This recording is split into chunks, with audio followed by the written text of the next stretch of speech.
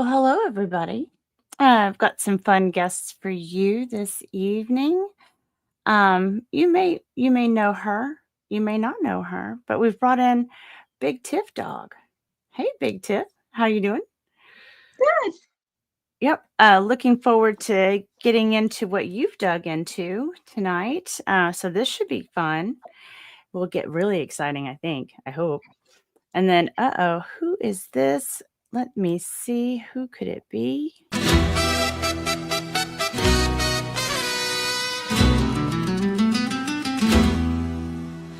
Venom, Venom, lady in black. She listening in the shadows, ready to attack. No warning shot, no polite hello. Has wicked grin and a toxic glow.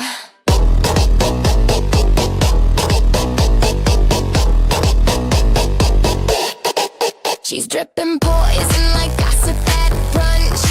Her sharp bite and you become her lunch. Sexy till you're twitching on the floor. She's smirking in your face, then comes back for more. Bite, bite, baby, better say your prayers. Venom's got stilettos and homicidal flair. She's vicious, delicious, a queen with a sting. The sexiest nightmare you've ever seen. Pucker up, sugar. Mama's venom tastes sweet.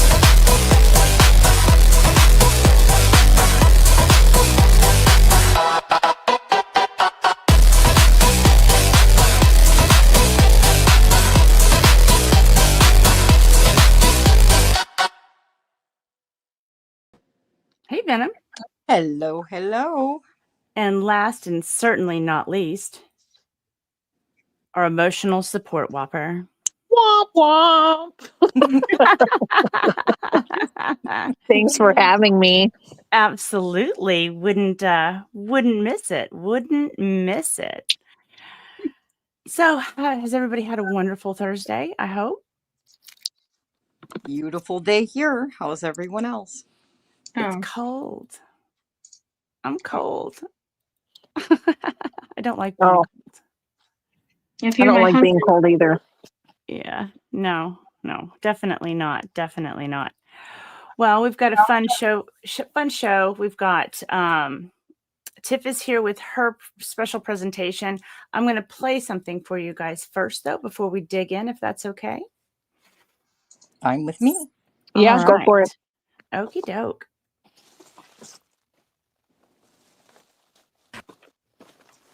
Uh-oh.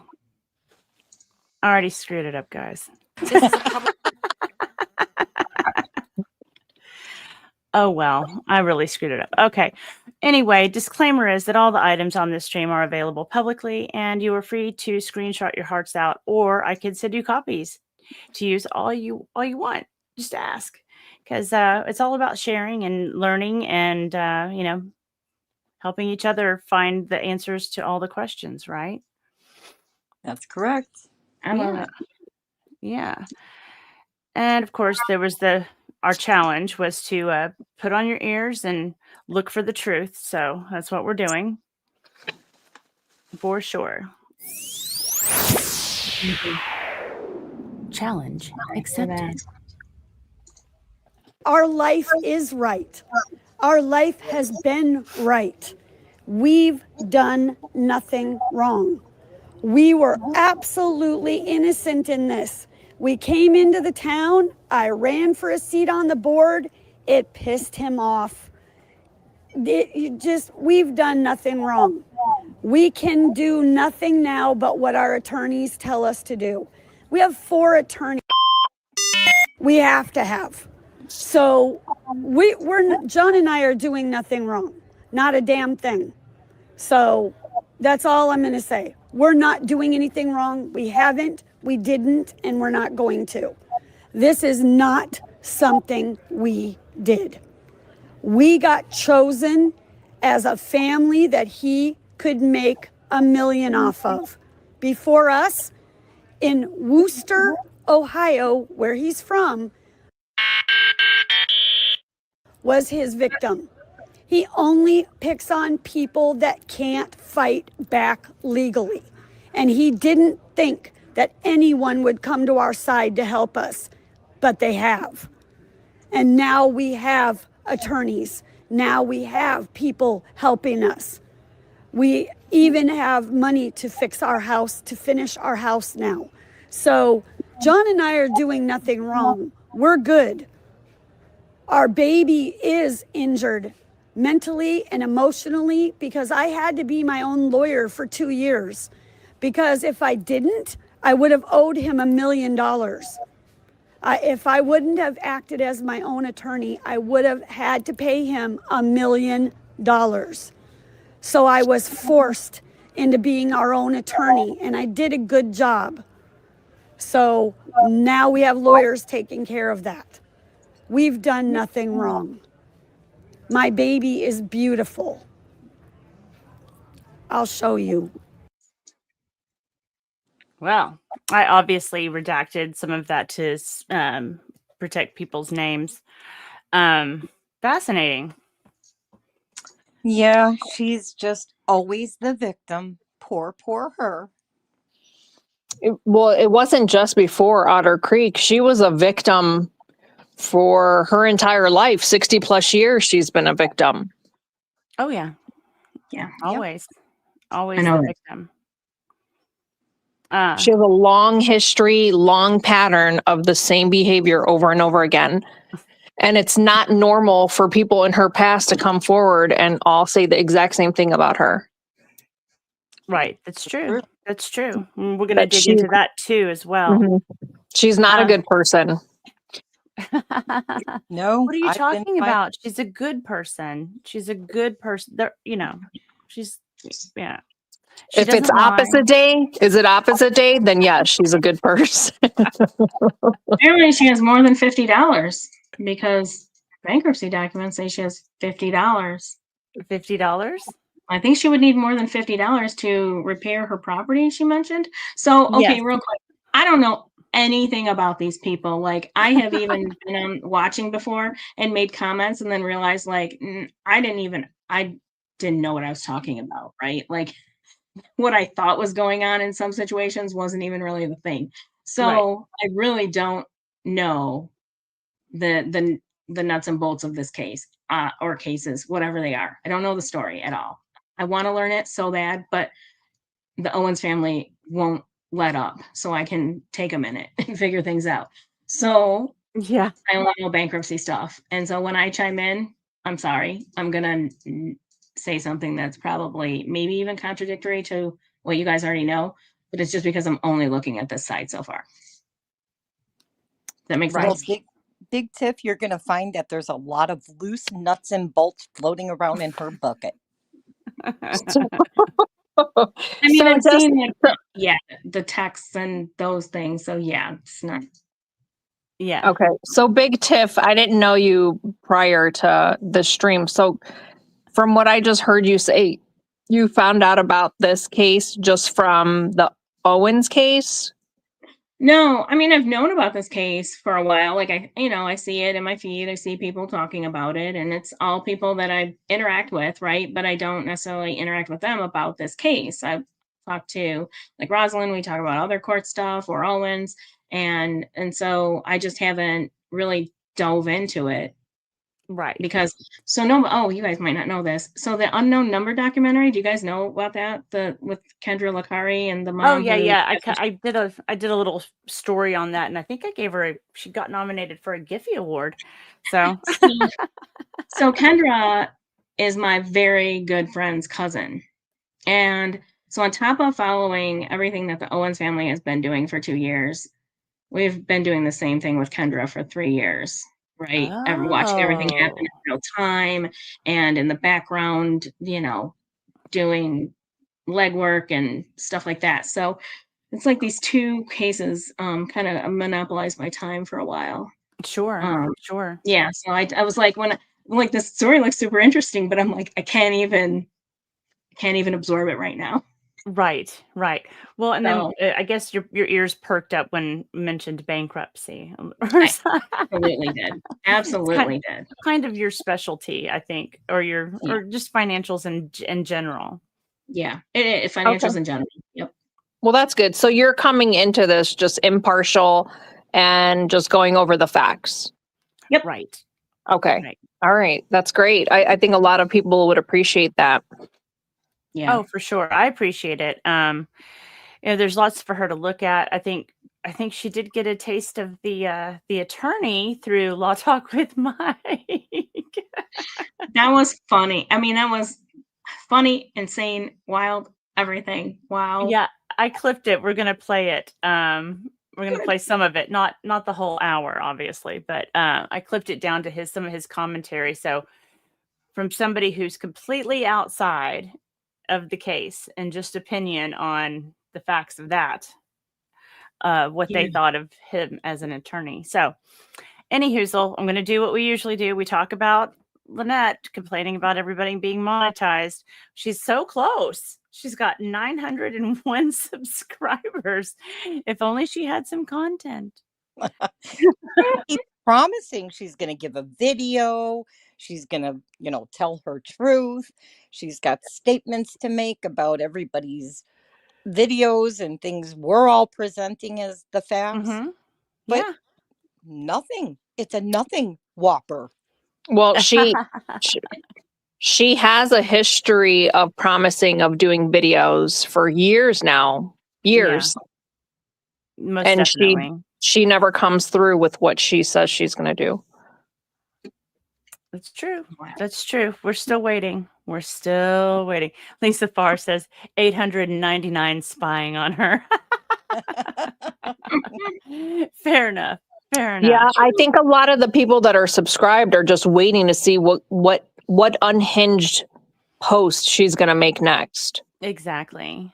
Exactly. I So agree. you guys will know. I mean, I keep threatening to start my channel, but I've got to get the legal stuff done first. But don't you have to, like, after you meet the parameters, don't you have to actually apply to be monetized as well? Yes. Well, yes. I mean, they let you know when you're qualified. So you've got to get, I think at 500, you get a certain level, but to be qualified for ad revenue, you have to have 1,000 subscribers. But you have to have 4,000 public watch hours. So it's good to, even like some of the streams you're on, like today, I would suggest clipping and putting the shorts up so at least people can see some of your content. I mean, obviously, you're here Yeah. presenting your research. It's your content. So I would suggest doing things like that until you get to where you're allowed to actually live stream. Okay. And then it just kind of all starts to snowball at a certain point. Well, so my question was, I definitely, I mean, I need help with it. But also my second point to my question was she could keep complaining about it if she never actually does the application, right? Well, sure. I mean, that would fit her narrative from what I understand about her, right? Like that would be, oh, I tried everything. I did tried everything. everything. Yeah. Yeah. Pretty much. But did you? Yeah. Yeah, she would have to follow through, which she has a history of not following through on a lot of things. Yeah. Like, Yeah. Right. And even me as a new channel, I have already filled out everything. I just have to meet the parameters in the 3 different levels. So I can go live. And if I decide to monetize, I would be approved if I meet the criteria. But everybody has told me when you open the channel, just go ahead and apply for it. So as it hits. Oh, at the beginning. Okay. Yeah. Good. I'm going to make a note of that. Right. Yeah, it'll pop up when you go to set up your channel. It'll be right there in the page showing for monetization and stuff. But Yeah, there's I mean, no way you can say that exists. gotten money. Yes. Right. Little by little, when you're ready is usually the best time. But sometimes people will keep waiting until they think they're ready when sometimes it's probably better just to go ahead and go. Everybody keeps telling me to just step off Pull it the already. trigger. Pull the trigger. Exactly. I was trying to Yeah. avoid certain words, but yeah, exactly. Pull the trigger. Exactly. Yeah, so from his toilet to God's ears, Jerome Ram Saran, aka Mr. Saran Wrap, is, coming onto the scene pretty fast and hard. Well, that's what she said. But I think it's kind of interesting, some of his history. So I wanted to go over this and then we can get into what you found. Is that okay, Tiff? Or do you need to go Yeah, first? totally. No, Okay. go for it. Okay.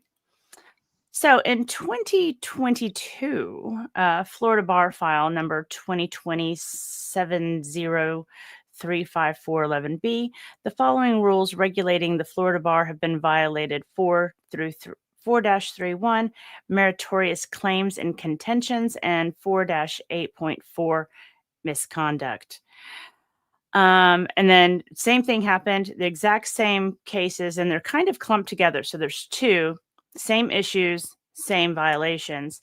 Mr. Ramsaran's written conditional admission submitted within 15 days of the GC's probable cause finding, I guess that's general counsel's, or I don't know what that is really, to minor misconduct, and specifically, I lost Wop Wop. Wop, wop, wop, wopped. Wop Wop's back. Okay. You fell down. I felt my whopper fell down. Yeah, meritorious claims. Specifically, the rule violations. The GC found probable cause on the meritorious claims and contentions and the minor misconduct. This admission of minor misconduct is conditioned on acceptance by the grievance committee pursuant to Rule 3-5.1, which I don't know what all that means, but otherwise, he's got 2 active complaints with the Florida bar, or former complaints, which I guess he's met all of the requirements to be able to still work in Florida. So I thought that was kind of interesting. And of course, you guys might be wondering, there is this mugshot. Yeah, it's such a pretty picture. It's a cutie. Yeah, cutie. Was it domestic violence? Yeah, it was something with like battery. Yeah, domestic Battery. battery. Yeah. Yeah. So nice. Lovely. Nice. Got a bit of a temper, I guess. Then 2023, State of Oregon, Department of Consumer and Business Services, Division of Financial Regulation. Uh-oh. Now, anybody who needs to screenshot. I just said scream. Screenshot it. Screenshot. Go ahead. I don't want to read through all of these things that he violated, but it comes down to he violated certain provisions of the Oregon revised statutes and Oregon administrative rules, and the director was authorized under whatever that code is to order CLG to cease and desist from violating those statutes. Mr. Ramsaran is the owner and manager of CLG. He is not licensed to practice law in Oregon.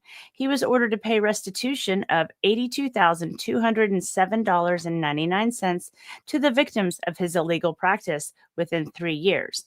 If restitution is unpaid, then additional fees of $91,000 in the form of civil penalties will be owed to the Oregon State Treasury. So he's got a little bit of time. It's a lot of money. It's a lot of money. Yeah, apparently they don't like it. He was telling companies that he would basically debt collection. Yeah, he was a debt collector. Yeah. Yeah, I have I just have a disdain for that. So not personally. Yeah. Well, really. who likes them? Who likes it really? I mean, I guess some people have to, somebody's got to do it. But yes, yeah, it's not fun when you're on the other end, for sure. Well, it's also like it's ripe for abuse and all that kind of stuff. Like it's predatory. Right. Sometimes. That's what bothers me about it. Yeah. So I did see there were some other issues in the state of California, but it doesn't look like he got in any trouble there. Now, what we're about to go over is the District Court of Appeals of the state of Florida, 6th District. And I figure we can go through all of this. Basically, he had to go through a sanctions hearing. He had to take some classes, like basically go back to school, continuing education for lawyers. I mean, they have to do it fairly often anyway, but he was ordered to by the judges on this committee. And I go into it here, but I guess we'll just go ahead and let Law Talk with Mike tell us about it. How about that? Good. Sounds like a plan. All right.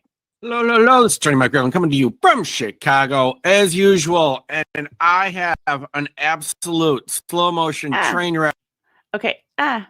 No, go back. I did speed him up. So if you guys are like, why is he going so fast? I sped it up just a bit. We interrupt. No, go back. There we go. Hello, this is Attorney Mike Grift coming to you from Chicago as usual. And I have an absolute slow motion train wreck nightmare. This guy, I've never seen it before. He tries to appeal something. I believe it's in Florida. He tries to appeal something. It's maximum cringe. Let's get it started, shall we?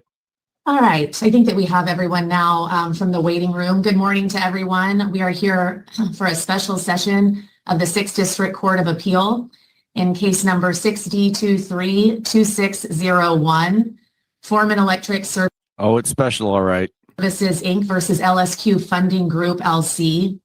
I've never dealt with live streaming. If it's all the same to the court, I would like to have the court reporter tag along. Okay.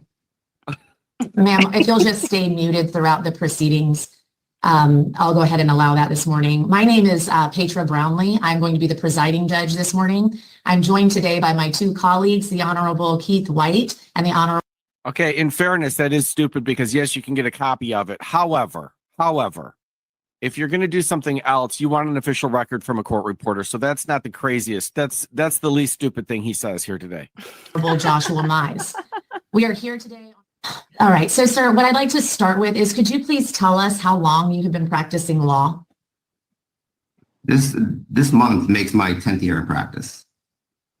What area of the law do you primarily That is so hard to believe after seeing this hearing. practice? I primarily practice what I would like to call consumer protection mostly.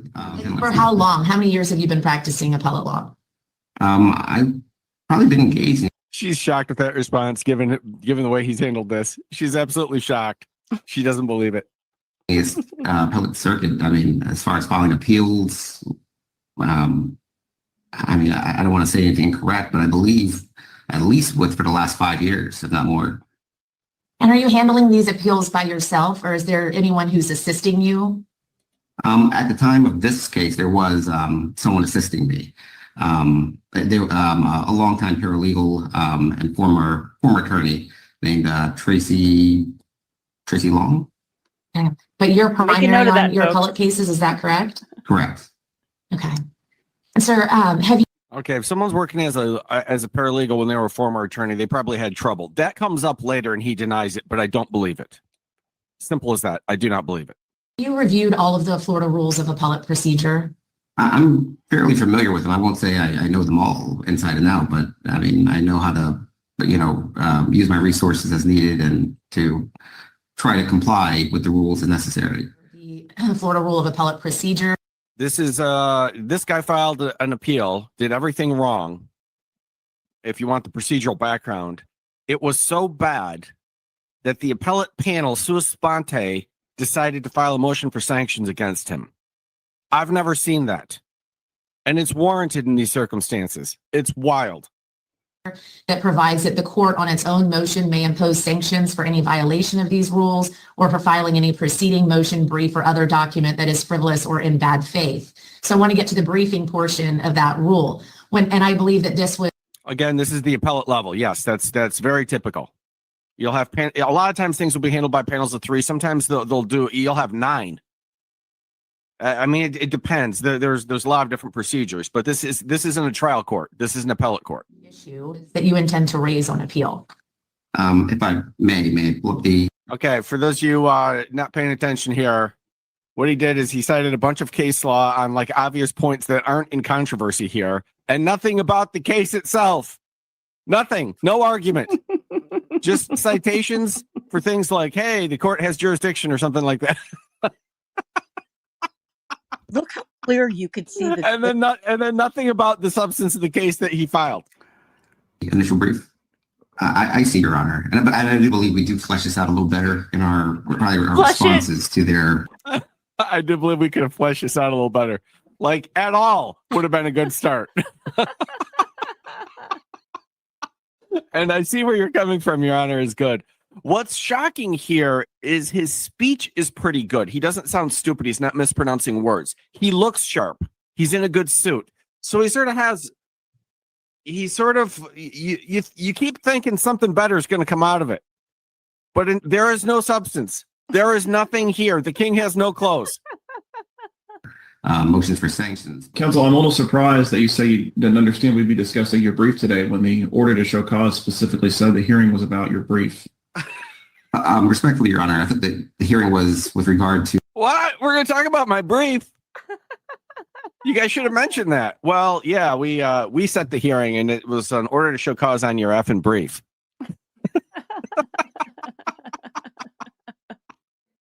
Would you agree with me? Is there some rule of appellate procedure in your mind that would allow you to insert items into an appendix to an amended initial brief that were not included in the record on appeal? Not that I know of, Your Honor, but I believe these were put into the record on appeal, or at least in the lower tribunal. That's what I'm trying to get clarification on. I see. The only reason we would not, or we would file the appendix in a case like that, frankly, is if we put it into the record and the record on appeal didn't produce those items afterwards, which could have been the case as well. Meaning that those items were not made part of the record, although they were. All right. I cannot begin to tell you, I've handled several appeals in my career. Federal court, state court, and through the administrative process. It is the most uptight portion of law. It has to be for a lot of reasons. It is all about rules, and that makes sense. First of all, you're saying a judge didn't follow the rules. That's the premise of every appeal. The judge didn't follow the law, and then this guy just blatantly is doing nothing right in the appellate process, which is laid out with specificity. It is horrible, intricate work. This is not the place to go wing it. You can't do that in any appellate court in the United States for any reason. You wholly failed to articulate an argument in your brief, even assuming you had one. There's just no argument at all. The argument section that you have labeled argument is just kind of a cut and paste from various rules and cases with no explanation whatsoever how any of those authorities, make an argument, why the trial court would have erred according to those authorities. There was just no serious attempt to meet your appellate burden. So it's not really the merits of your claim we're at this point, although I looked at them and it does seem the claims were frivolous. At least it's hard to completely evaluate what argument. Just looking at the record, it's very hard to see how you could have made a meritorious argument. But we're not even there yet because we're just talking about the contents of your brief and the complete failure to include an argument section and to comply with Rule 9.210 requiring you to set forth arguments on each point of appeal. You had 2 points of appeal. There was no argument section. There was nothing in your argument section. This part right here is hard for me to watch. This is an absolute nightmare. He has no argument in his argument section. He's trying to say that you can imply an argument out of his statement of facts. That's not how this works. That is not how this works. I was like, the judge is like, no. We're just kind of pointing out that there's no argument in your argument. I can't imagine that you have a non-frivolous argument just globally, but if you did, you didn't put it in your argument. Support or put forth an argument on those 2 points of appeal. Do you see the distinction I'm making? I do, Your Honor. I see it's more, substantive as to what's in the brief itself. All I can offer the court is this: that the case law that we cite goes to the arguments that were made, and albeit they were not made in the argument section, they were made in an earlier section, but they go to the heart of those arguments that I referenced earlier. Let's see here. It's crap. Okay.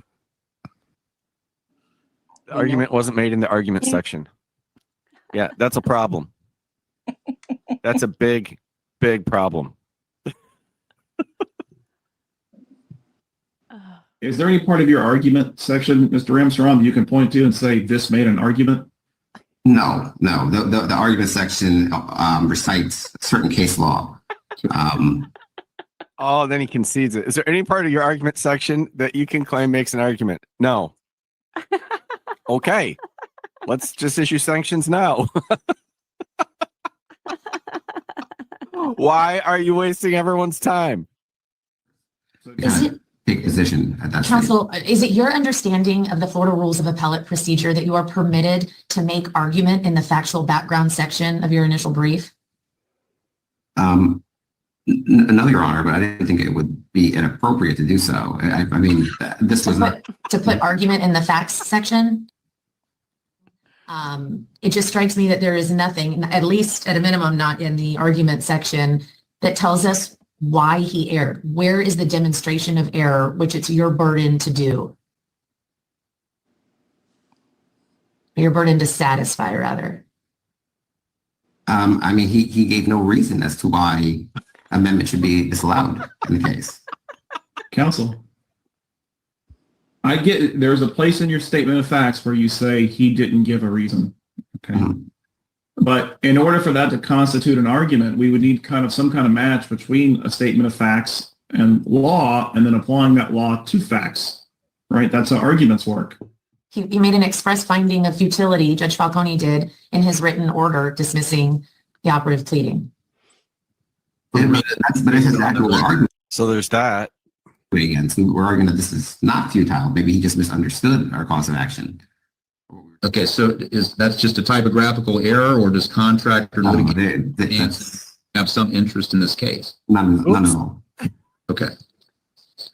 Counsel, did you proofread the brief before you filed it? This brief, yes. Because there's a lot of things in here that are like, even in the statement of facts, either obvious misstatements or otherwise mistaken. You tell us there's a U.S. District Court for the Western District of Florida. That obviously doesn't exist. What do you believe the appropriate sanction would be? I mean, I would ask this court not to monetarily penalize us. I don't know what other sanctions or options are available. This is the first time I find myself in a situation like this. Counsel, after hearing from us, do you think the brief had any merit? Not your claims, but the brief. I believe the brief has merit, but I think it could have been written much better. And albeit I didn't write this. You think? I think it has room for improvement.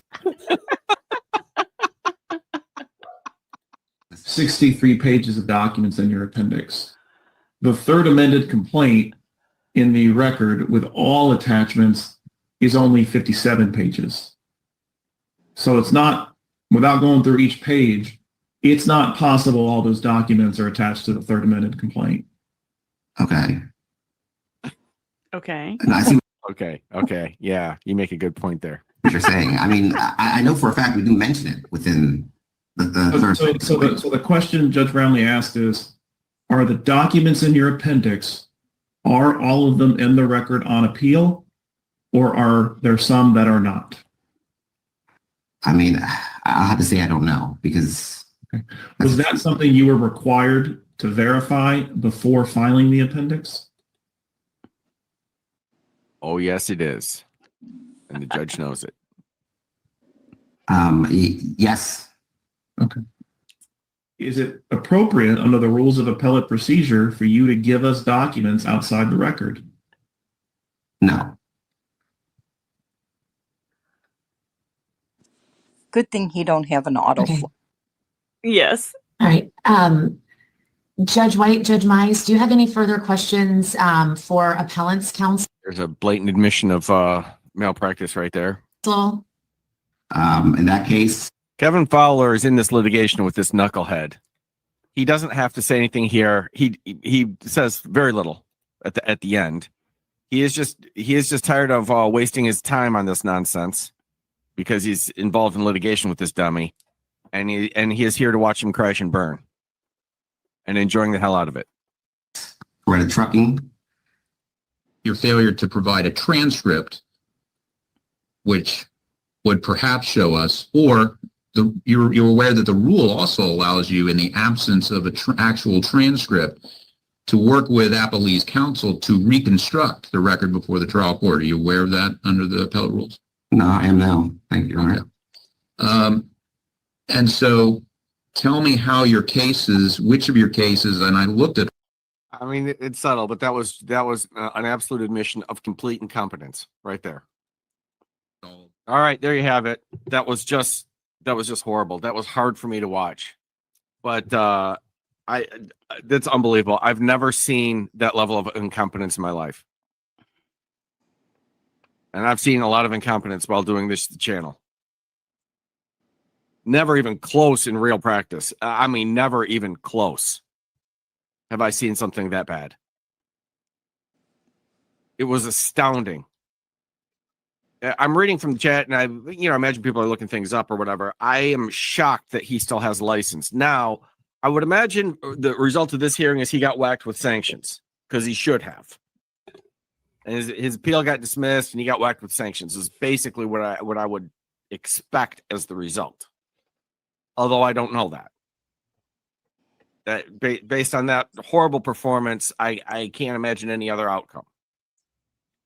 However, I would think that based on this, I mean, he's just absolutely incompetent and admits it openly in about 6 different ways during this hearing. I'm aware that I can't cite the things not in the record, but I did it anyway. Are you kidding me? Are you kidding me? That's horrendous. That's absolutely terrible. But it's an appellate court, and what they're going to do is rule on what is before them. It is not the licensing authority. I would think that this would get referred to the licensing authority, and he would lose his license to practice law in the state of Florida. Apparently that hasn't happened, but I'm shocked it hasn't happened. That it's beyond reckless. He seems to know nothing, absolutely nothing about law.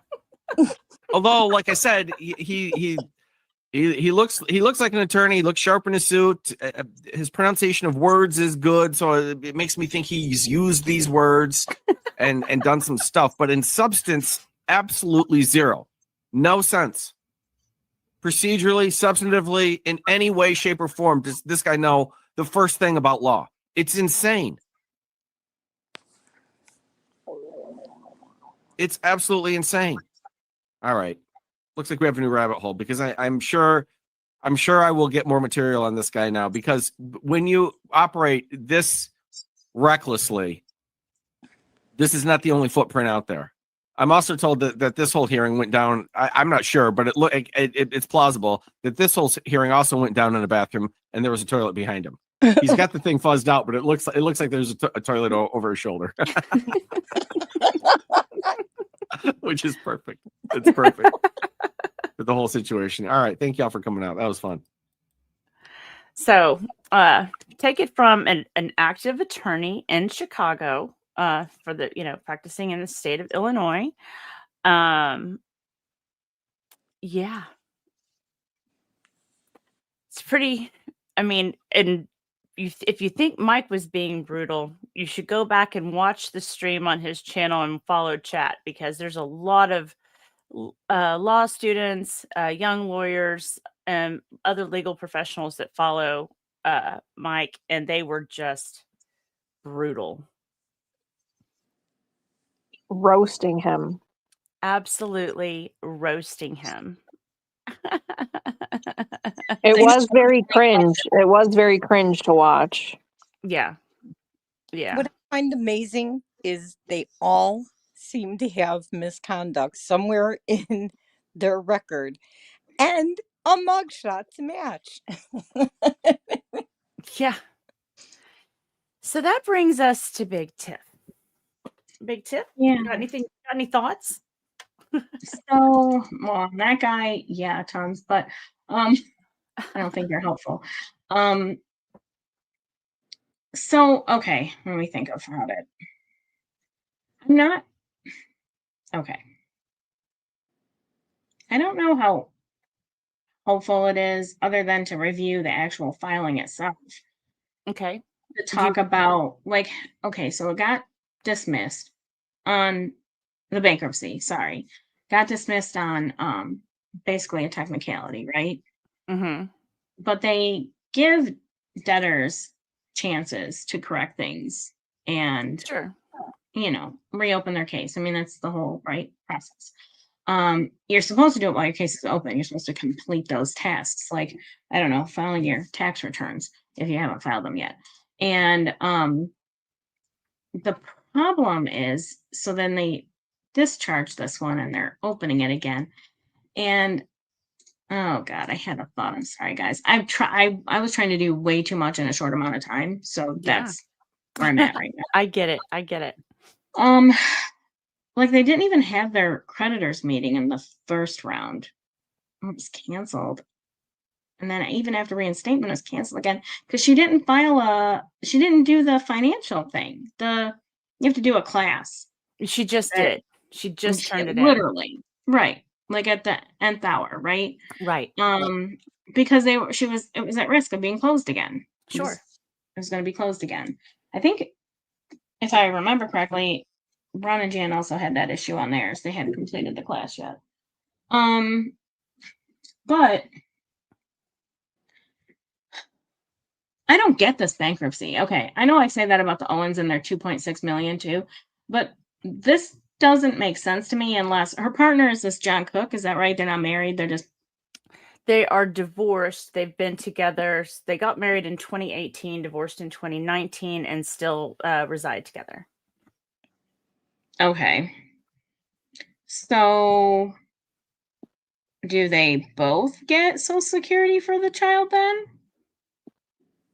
Because it seems like they should. She collects and the child collects. Yeah. My question is, do we know if she's including all of it here? Because I guess I don't necessarily think she should, but No. From who what would know? He's only claiming hers and possibly the child's. Yeah, she's not claiming anything of John's. Okay. Yeah, I get that. I guess what I'm wondering is if this amount that she has as her income, which is Social Security, SSI, and disability, right? Well, according to court filings and what she has filed in the past, Preston gets SSI and SSDI monthly. Mm-hmm. The child receives monthly income as well. SSI was submitted in a court filing. Okay. And so she's probably not including the child's here, which I think is proper. I was just trying to catch things out in my brain. Sorry. Okay. Because I feel like, okay, I'm going to get hung up on details. Sorry. So the SSD and the SSI are likely for her to be able to take care of the child. So I still don't know. I get it's exempt income, but I still don't know if it's proper to list it. But I guess that's pointless to argue. I don't know. What does she have? Does she really have assets, like valuable assets that make this make sense that I'm not seeing? Because I see that she has these pending lawsuits she's, I guess, trying to preemptively avoid, right? Right. That's the idea. That's the which idea. I don't think you can do. But I don't know that she's collectible anyway, right? So why do this? I think they sold her on the idea that filing the bankruptcies would, one, pause the lawsuits. Okay. Two, that she wouldn't be liable to pay any money judged against her. So she's free and clear. They've got her thinking that bankruptcy means the cases are gone. Yeah, I don't. If I missed your question, what was your question? Why would she what? I don't see that she's all that collectible anyway, right? So I don't know why she would file this case when, I mean, go ahead, sue me. I don't have anything anyway. Why bother, right? She had an $80,000 Jeep, which obviously it's not worth 80,000 now, but No, it's she a says Mhm. 20. Yeah. $1,000 Jeep Gladiator. She Mhm. has the property, which the last time I looked at the real estate market on it, it was just over what she paid for it, which was about 22,000, I believe, 22, 23. Mhm.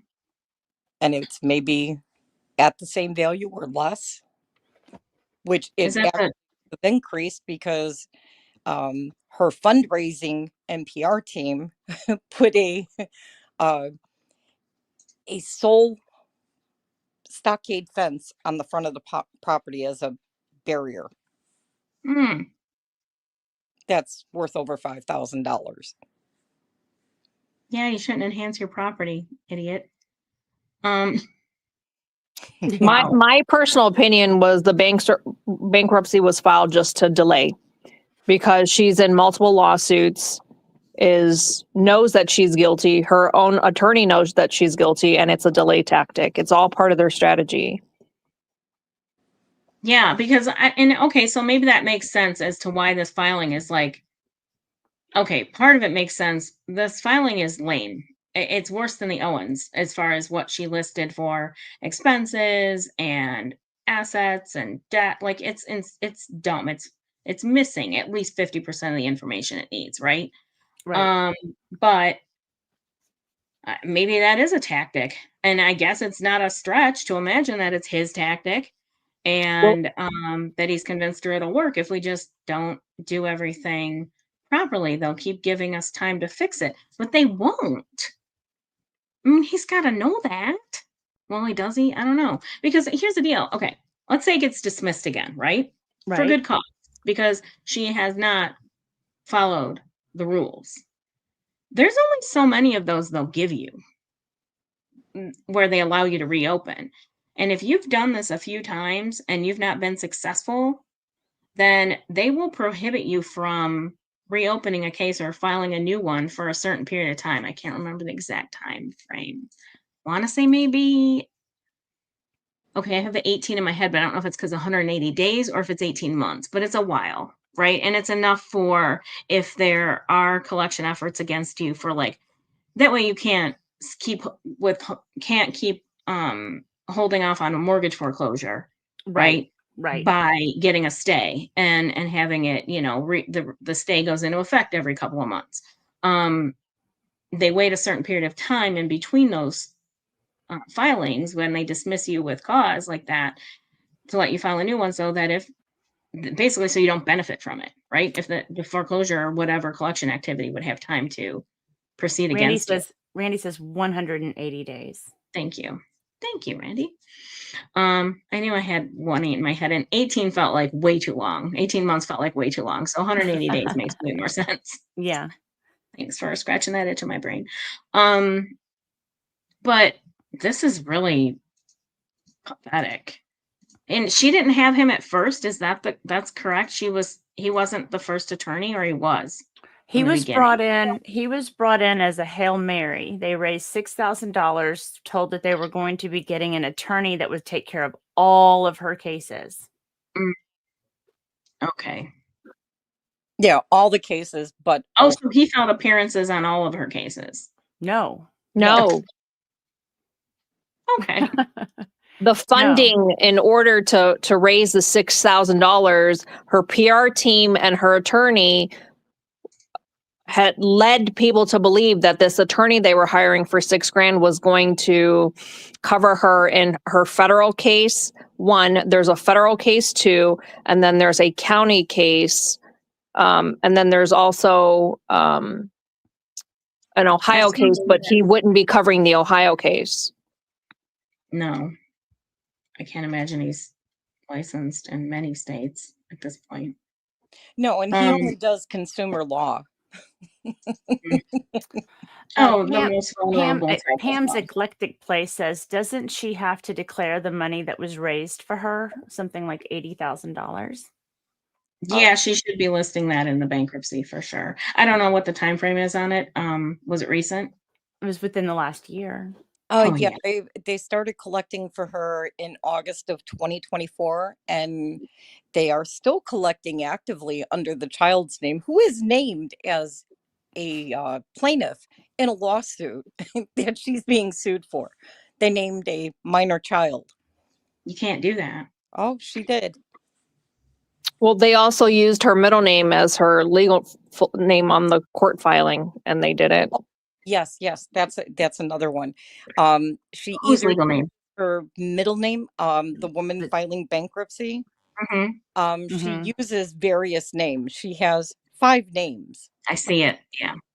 and she either files it as Lynette or Michelle. But when it comes to signing the document, if she files it as Lynette, she signs it as Michelle. If she files it as Michelle, she signs it Lynette. Yeah. It's a red flag in my business when you see that, because that's what they're doing. It's a way to Yeah. attempt to avoid accountability in lots of situations. But okay, she has been misled. Somebody said that. She has been misled.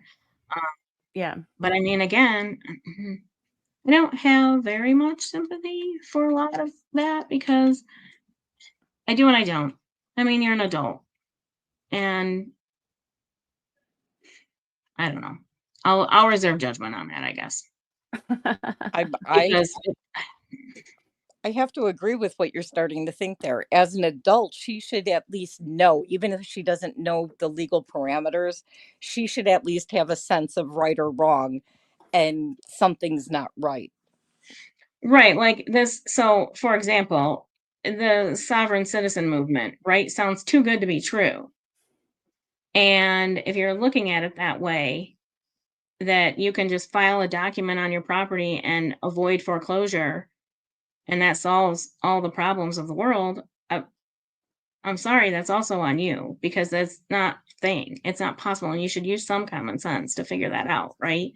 Don't just believe it because somebody told you it was a thing. Especially, sorry, my dog just is having nightmares. Oh, Uh-oh. um, hold on a second. All right, wake up. What? She's doing her little.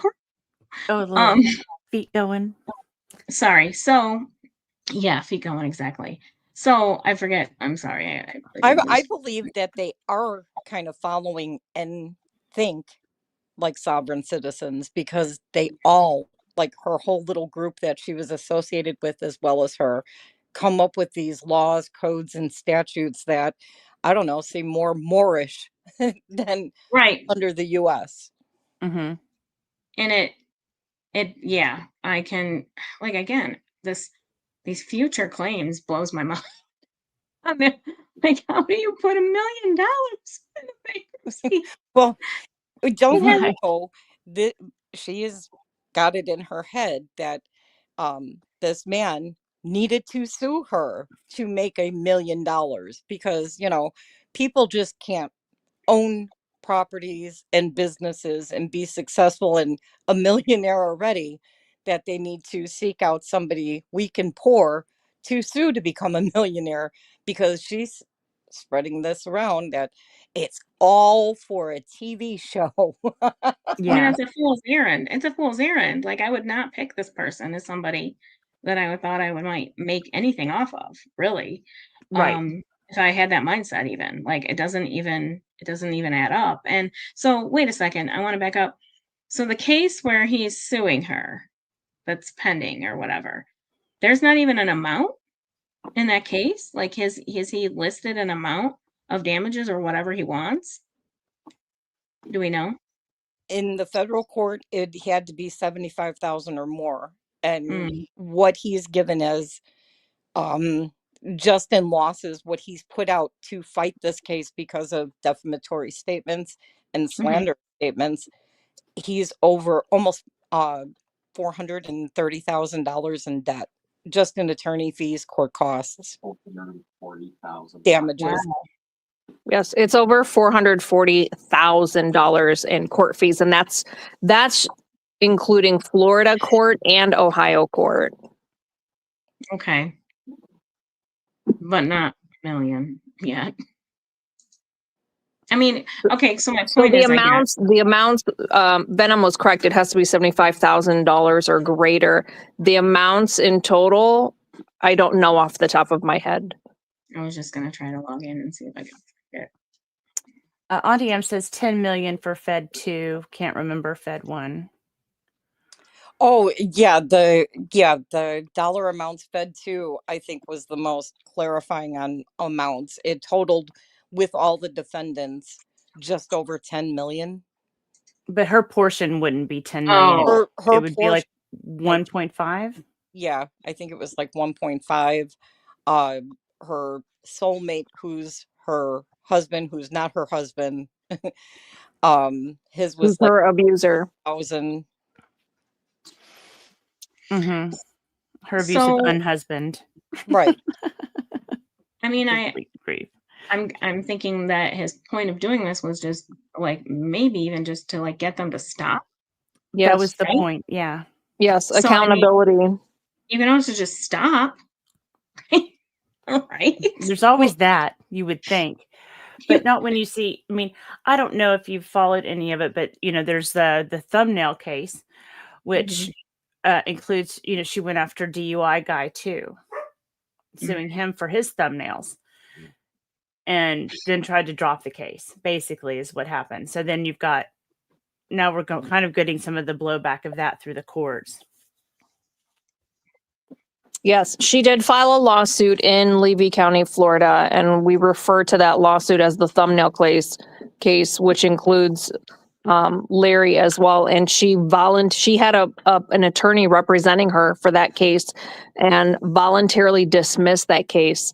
There's another case that was lawsuit that was filed in Levy County, Florida. We called that one the Trespass 5 lawsuit, where same attorney was representing her and she voluntarily dismissed that case as well.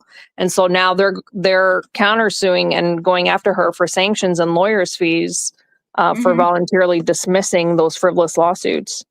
Okay, so very similar to Laura in that in terms of timeline or setup context like that. Okay. Right.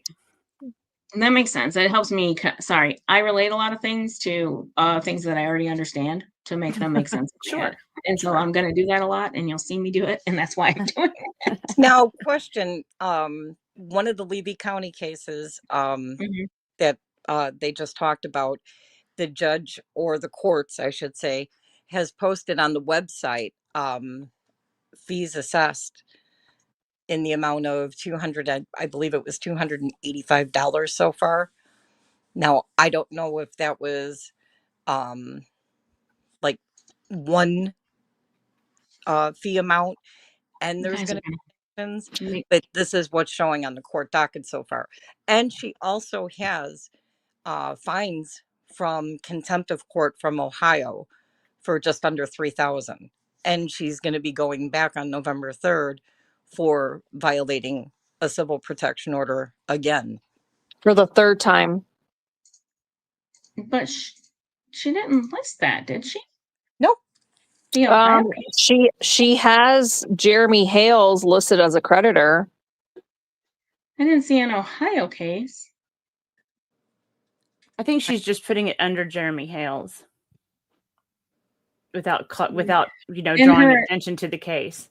In her little addendum here of creditors for court cases, she's got 4 of them listed, and they are what you said, but they are all for Florida. Right. Ohio's left off. It's thumbnail, Trespass 5, Fed 1 and Fed 2. Why wouldn't you do that? Her federal ones are here too, but it says, I apologize. It says that it's for the United States District Court of the Northern District of Florida. So it is federal, but I'm saying the location shows as Florida, not Ohio, anywhere. No, that's a different case. Circuit court and circuit court, 2 different circuit courts, ones in Florida as well. So anyway, I don't know why you wouldn't include that one. Either that's his mistake or hers. Especially if she's already told him. Sanctioned. Right. Right. They both have. Well, and that's right. That's the other thing. We're assuming that she's told him everything. Right. And this guy probably doesn't organize himself very well. So, You think? like, like if I was a bankruptcy attorney, I'm not, but if I was, I would take all the information in, right? And then I would write questions for things that I don't know, right? Or I Right. need to circle back on. And so if she would, if she, I can't imagine her talking to him and not mentioning Ohio because it kind of seems like this is her existence, right? All of these cases. So Right. it seems like I would put on my little notepad, I would say Ohio question mark, and later I would follow up to make sure we didn't miss anything. Because if you don't include it, it doesn't get included. And let's say this goes through. I don't see how, but let's say it does. If you don't include it, you're still on the hook for that. Right. So you think overall from what you're seeing so far that this is a stinker. Yeah. It's a bad case to begin with. Like it's poorly filed. It's very poorly filed. Can And- you go into further detail, Tiff, of why it's poorly filed? Similar to what we see in the Owens case, although much worse, to be honest. That the lack of personal assets, even, and yeah, okay, I'm getting hung up on things they might not get hung up on so much, but it does give creditors an opening to object, and clearly, do we call him Jeremy? Clearly, his lawyers are on top of this. Yeah. And have, already filed one objection, and I'm sure there's more coming. So they're going to look for all these little teeny details, like you guys are saying, the 501c3, the $80,000 she raised, whatever else she might have done to hire this guy, or I don't know if those are two sequential events or what, but there seems to be a lot of blank lines in this filing is what I'm trying to spit out. And I can understand how somebody who is low income and low asset might not have a lot of things to list, but they give you an exemption amount for clothing, furniture, jewelry, everything. Oh, You should she's always got be claiming jewelry. your exemption amount. Yeah. I shared with you all the pictures of the stuff at the flea market. Mm-hmm. Yeah. I mean, I don't- there's a lot of jewelry, a lot of gems, a lot of there's a lot of inventory there. Well, and Does that's the exemption, I'm sorry to interrupt, does the exemption amount vary from state to state, or does it vary based on the individual? It varies. It varies. It does vary by state. Just because, you have different values in different regions, right? Like California is going to be different than Florida, Sure. for example. Sure. So yes, there is a variance. It's not a lot of a difference, but I mean, it's a difference. I don't have Florida pulled up, but like, for example, in the Owens case, there's exemptions for, like, I don't know, feeding your pets or whatever, right? And they could have claimed more for their pets and they didn't. It's dumb things, like I said, I get hung up on, maybe the court or trustee won't as much, but this is just lacking information. I don't know if you guys heard me talk about the other case that I had reviewed for work purposes, where the trustee objected because this woman's boyfriend was living in her house with her, and the trustee wanted to know how much he made and how much he was contributing, and he's not even a debtor on the case. Right. So what? But she claims she owes him money and she owes herself money. Yes, Cook is listed as a creditor as well. Yeah, she's listed herself, him, but yet she depends on his income. And while this bankruptcy was going in between active and then dismissed and then trying to refile it, she's been, what's been said through the grapevine, shuffling her assets around. What assets she might have, her business in the flea market. She now claims he owns, but every time she talks about it, it's my, I. They just bought a camper, she's claiming, a $17,000 camper that's from a 3-year-old video. So how did they get the loan? Is that different than the one they claimed was destroyed? Oh, no. Yes. Yeah, that's a new one. This is a This- new one. And on the one that was destroyed, she voluntarily gave it up. But when the people online have told her that's still voluntary repossession, you have to Yeah. claim she hasn't. So you've got how are these people on less than even if it's just one income? Let's say the max amount he could be getting is $1,500 a month in disability. How is he getting a $17,000 loan with no job, no nothing? But yet I question the bankruptcy where it shows Department of Employment Services, and then you see the securities. And she's got Yeah. an active, EIN number on the past 501c3 and the current.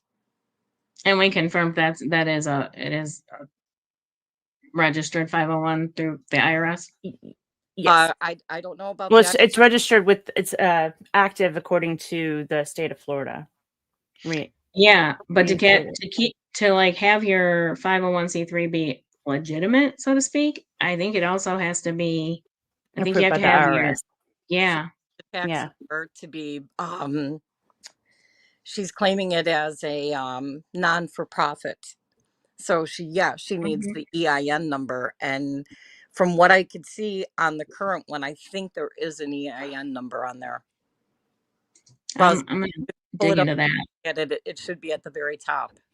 Yeah, I saw it. I saw that EIN somewhere. I'm gonna dig into it because you can verify those whether or not they're registered with the IRS is also nonprofit. So, But like for it example, just refiled and accepted by the bankruptcy court with a very ticked off judge as it was, and yet she failed to mention the 501c3 that was reinstated on October 18th. yeah, well, and Fletcher Boy brings up a good point. Commingled funds is also a problem. So Well, yeah, let's that's the say other point that, I'm getting to is he is combining her money with his money with her, and they live together.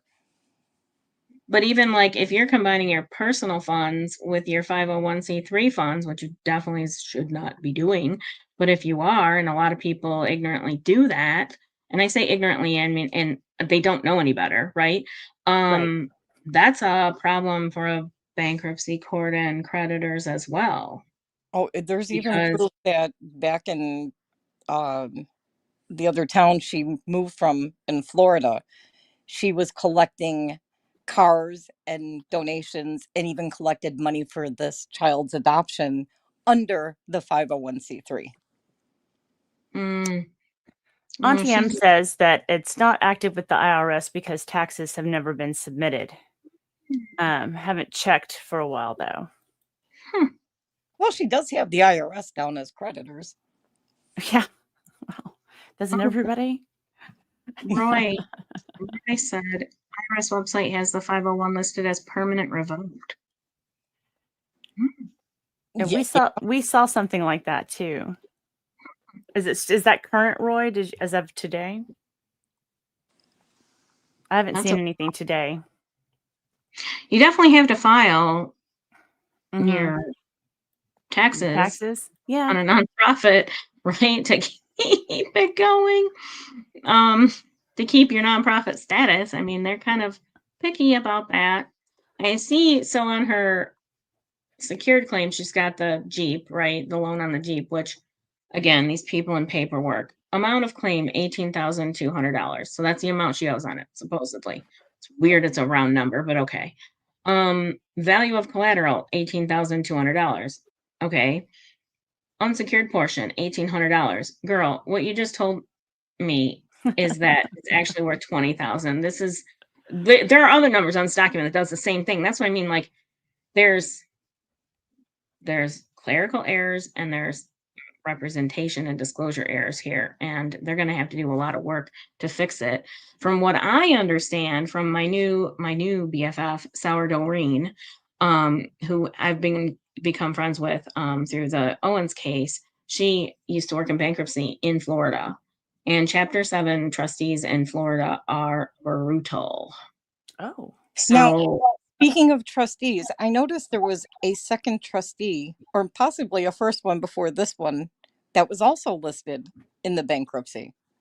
Is that normal? No. So there has to be a previous owed balance to a previous bankruptcy, maybe? Oh, yes. Yeah. She has filed bankruptcy in the past in a different state when she Yeah. resided in Iowa. Oh, she Iowa. filed in Florida too. When? When? I couldn't find anything in Florida. I think it was in the late 90s, early 2000s when she got there. It was Okay. dismissed. It didn't go anywhere. She did file. She lost the attorney. So, like, if I had a old bankruptcy from that long ago, I don't even think I would mention that I owed anybody money in that case still, right? Like, and be like, oops, I forgot. There's a lot of leeway made in here. If we're gonna make some mistakes in documents, let's make some that make sense. And that are Well, defendable. welcome to the What the Hales case. I know. So I started saying, I was interrupting, so I stopped myself. Like, when you guys are telling me about all these cases, I'm like, you're gonna send me down an entire rabbit hole because Yes. I'm gonna follow the law stuff, right? I'm just gonna. That's my brain. That's how it works. I'm gonna be more informed the next time we talk about this because it's wild. Yeah, I really just wanted to get your insight on this particular part, and if it sparks you to get interested, that's great. I Yeah. appreciate it. Well- But your expertise here is, it's pretty impressive, and I value your opinion. Let's put it that way, and I trust that you know what you're talking about because I've seen you in action. Well, and I think when I say I'm going to dig into the other stuff, I'm in a sense in the context that I want to understand more of how it applies, like how it affects this case. So you don't have to listen to me go on about stuff you guys have already, hashed out. I'm saying, like, I want to see its interaction with this bankruptcy, and I want to be more informed on that, so that I can. Everybody's case saying is that gonna Max be Lab around is for- checking. Max Oh. Lab is checking the IRS website right now to make sure. Yay. I think it's going to hang out for a minute, but I don't see it hanging on for very long. Just So because of its Tiff, inadequacies. Hmm? Go ahead. No, So what'd you Tiff, say? from what you're seeing, Tiff, you don't think that based on the information provided on her bankruptcy paperwork, you don't foresee the trustee approving it? I don't, because here's the thing that they don't really tell you about bankruptcy is you have to have like enough debt to make it worth a bankruptcy. And I don't see those numbers here, right? Like, filing bankruptcy is a big deal. And you can't just have like a bunch of, Kohl's cards or whatever for these tiny amounts. Like, there's a car loan and a car, but I mean, it's not going to make money in a sale. And Right. you get an exemption. Although in Florida, I found out the exemption for your car in Florida, for Chapter 7 is only $1,000. Ouch. Right. Right. Which is I think she actually rude. put in the first filing 500. Of Yeah. course she did. Yeah, course I she think the general consensus is that this is all just a smokescreen to delay the Yeah. inevitable. For the automatic stay. That was the goal, was the automatic stay so that she can focus on other things in life Mm-hmm. and the child on the property. Like the I don't think 501(c)(3) I don't think they're business. I don't think they're going to take it lightly that seems to be what she's doing. Because here's the deal. You cannot tell me that the Northern District of Florida is not aware of Mr. Ramsaran, right? Right. You can't tell me they don't look extra close at his filings. Probably. And I don't. Yeah, it's like, the question is, can the bankruptcy void all types of damages against you from lawsuits? Well, I mean, if there are judgments that have already occurred, Right, but not predictive for the future ones. What you might get in 2 years? No. Right. That's not how it works. Your bankruptcy isn't going to carry out, especially chapter 7, chapter 13 maybe, but I still don't see it happening. Might carry out a while, but these they get these done and done, right? Right. I don't see how. So going back to Jeremy's filing about the non-homestead, right? His filing was that she claimed that the one property, whatever it was her homestead, that she had an exemption for it, right? Because it's her homestead.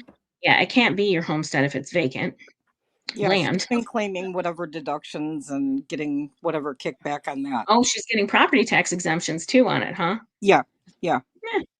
Okay, that's wild. She that's a good objection to file because the bankruptcy court's going to want that. And Like, so what can Jeremy look at filing to possibly open up her financials and prove the other financials of where they've collected almost $200,000 for this woman? That's a good question. If I were, I mean, probably the better, I don't know. I don't have a good answer for that. I will find one, but I mean, off the top of my head, I say you tell the trustee about it. You're allowed to inform the trustee of something, especially if you're a party in a case, but even if you're not, it's your right as a citizen to inform a trustee of something that's not appropriate or possibly is illegal and fraudulent. And then the trustee will go down that rabbit hole and ask for some supporting documentation. But I mean, it's not hard to verify if a house is on that property and valid for homestead. If she thinks putting the camper or whatever they just bought on in, as I say it, I think that's what she thinks. Putting the camper, or he even, Jerome probably thinks it, putting the camper on that property does not make it a homestead. It just doesn't. Right. You have to attach it. Live in the camper, and that is going to be her homestead because she thinks that's okay. She lived on that property with a building permit she lives in a shed with the child. A shed, 16 by 20. Well, all three of them, don't forget, all three of them do. Yeah. It's a 10-foot by 12-foot tool shed that all three of them are living in. It has an occupancy certificate on it? Yes. Oh my God. Well, I mean, maybe it can be claimed as homestead then. No, she doesn't have an occupancy. She does not. And her permit expired months ago. And that's her building. Yeah, her building permit. Which she allowed to lapse. She never had the money to move to Otter Creek and do whatever aspirations she had for that property across the street would have never went into fruition because she just never had the funds to do whatever her plans were. This woman fundraised to get to Florida. Yes. And then she fundraised to adopt a child. Yes. And fundraised to move across the street deliberately to stalk these people because she thought she was going to make bank off of his fan base and that somehow she was going to combine an animal sanctuary rescue with him. Right. She told the godmother of the child that she adopted that he was putting an animal rescue on his property and that her property is going to blow up in value with her tortoise sanctuary. And the godmother recently came forward and supplied proof of screenshots and conversations through messages. So Max Lab sent over the IRS and it does show still revoked. Automatic revocation. Yeah. Either way, though, wouldn't that still be filing false paperwork with a bankruptcy court because she has at least part of a 501c3 filing saying it's reinstated without a tax number? Yep. Oh, there's a letter there? Can you that was dated 2022. I don't have the link for the letter. So it's an older letter. I think that was when it was finally established. I mean, when it was actually established was in 2022, Oh, okay. if I'm remembering correctly. Yeah, because she had it established in North It does. Fork, Yeah. and then That she makes transferred it to Otter Creek. No, and that was she after she was already in Otter Creek. Oh, okay, because she had, Yeah. and then she transferred it, and then she lost it, and then she got it back, and she lost it, and now this is the third or fourth attempt Yeah, on this she was 501. also going to do Airbnbs or the turtle sanctuary, but she got rid of all the turtles, I thought, before she moved to Otter Creek. Oh, well, yeah, she was trying to sell them, and I do have posts and seen posts where she was deliberately collecting non-native tortoises and turtles, which make them fall under Florida USDA regulations. Oh, I remember somebody having an argument with this in the chat. Yes.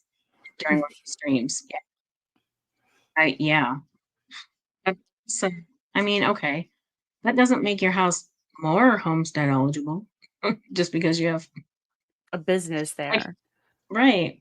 A business that doesn't make money, doesn't spend money, and is selling animals without USDA health certificates from a vet. These are USDA regulations that you can't sell these animals without paperwork from a vet. Right. Wow. I had one other question. So wait, she doesn't have the occupancy yet. Yeah, that's not homestead. I think he's right on. Like that is the same argument. So when it was dismissed after he filed that objection, I think it was dismissed after he filed his objection. It was dismissed on just like I said, bad paperwork. She didn't do everything she was supposed to do. Right. So all he needs to do is file another objection, and he might attend. If I was him, I would attend the creditors meeting and ask some questions. I would put it on the record for sure. That'd be fun. That will be fun to watch. Because I don't see how she gets out of that. I don't see how she gets out of that. So here's the deal. So her and John maybe own it together, right? I haven't looked. I'm guessing if they do. Her portion is still subject to Chapter 7, recovery. Right. Meaning so what happens there is he would get the first right of refusal. He would get the opportunity to purchase her portion to pay her creditors back. And it's not like, well, he bought it from me, we're good now. Like, not like that. Like, it goes through the trustee, handles the money and everything, right? Right. And it has to be evaluated when that happens too, so that those enhancements she's done are going to be a factor. And then he would get the chance to, like I said, opportunity to purchase it. But still, she's going to lose her 25%. She's going to lose her half interest, money-wise, to any of her creditors. This is not a good plan for her. I wouldn't do this. And here's the problem. Okay, so once you've filed Chapter 13, if it gets to a point where they say, okay, you have to sell stuff, you can always back out, so to speak. You can say, I can't do this plan. You shouldn't put it like that, but there are ways to back out of a Chapter 13 pretty easily. Chapter 7, no. It's not going to be something she can pull out of. Right. So, there's a lien Interesting. from the card company. There's a lien already? Oh, is it a financing statement? Probably. Yeah, that makes sense. It's Didn't- not much. I thought They Jeremy would get, so that means they would get their money. for what she owes from Ohio that she's been fined. So the structure on the property that she has, it looks like, this cracks me up. 12/7/02/02. Every date on here is 02/02 instead of 2020 or whatever. Anyway, like, Absolutely brilliant. the service finance company, they'd get their money out of that 50%. They'd get their In money. the year of our Lord 202. Like, it's right. Like, I don't know. I see it on this one document. I don't know if it's throughout the whole thing, but that's like just classic. It also still has the fillable buttons on it, which And her new business plan, since she's closing the flea market, is to get a permit to open a gift shop in her garage that she calls the big shed on her property, and open up the tortoise rescue to show off her babies, quote unquote. So again, all these aspirations, big dreams and aspirations that she has, none of her plans have ever fallen into place. Wait, somebody said the IRS already had a lien on the property? Really? Is that Really, true? Raz? Not that I'm aware of. I wish I Hmm. could. I haven't heard that. I mean, I think there was property taxes were past due, but those have been paid. Yeah. Yeah, they get that happens, especially on properties that don't have mortgages and stuff. They or even like that one that has it. If that UCC lien is a thing, it still wouldn't. The taxes could still get behind. Yeah. That happens a lot.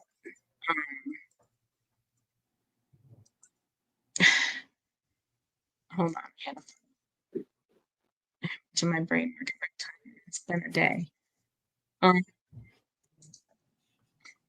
It's a lot. I know. I know it's a lot. Because I look at it, I'm like, well, this is just simple because it's like there's nothing to this. There's no meat on the bones, right? Like it's right. This is silly, which it still is silly. Don't get me wrong, but when you take in all the other pieces, Components. Yeah. Yeah. whew, So wow. the next creditors meeting is scheduled for November 4th. Yep. And so let's say, for example, in the event that the trustee decides to deny the case because of insufficient information, she can just go ahead and refile again, correct? Maybe. So it's not likely. I believe it's not likely that the trustee would do that during a meeting of creditors necessarily, but they would take in all the information that they learned from the meeting of creditors and tidy up some things on their end and file a dismissal. Since this is our second one, I have a feeling that it'll get that 180-day sanction. Oh. I could be wrong. I will ask. That is a question I will ask my friend Doreen. Okay. Because I think that's a very likely possibility. Well, Again, her bankruptcy attorney lost e-filing privileges because he let some disbarred attorney use his login credentials, and so he took the blame the first time around that he didn't know he could mail in statements even though he lost his e-filing privileges. Wow. I mean, you've really taken, this is like if David S. Ding Dong represented Ron and Jan in their bankruptcy case. This is what that's like. Yeah. Like these are the errors I would absolutely expect to see if that was the case. This reasoning of things that they've listed are like I'm sure he could cite tons of case law where it's totally a thing. I'm sure it's not, but you can't convince me he's wrong. And I'm sure this guy is the same way. I was trying to look for one more thing real quick here. I don't know why all of a sudden the same. Hey, bestie. Good to see you, Megan. Hey, Megan. Hey. This is crazy. I'm sorry. I'm gonna go on the trail off, but it's crazy. And 5 names. Come on. Oh, and that's not all. I thought it was like a joke just because like the L, the M, and the P. I thought the LMNOP was like a joke for that, but this is like not a joke. I mean, no, you're not seeing things. It's legit.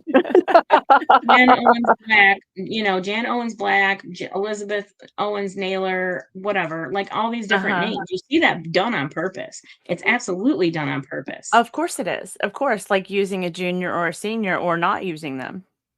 Like she goes to the creditors meeting, and she says her full legal name is Elizabeth Ann Naylor Black.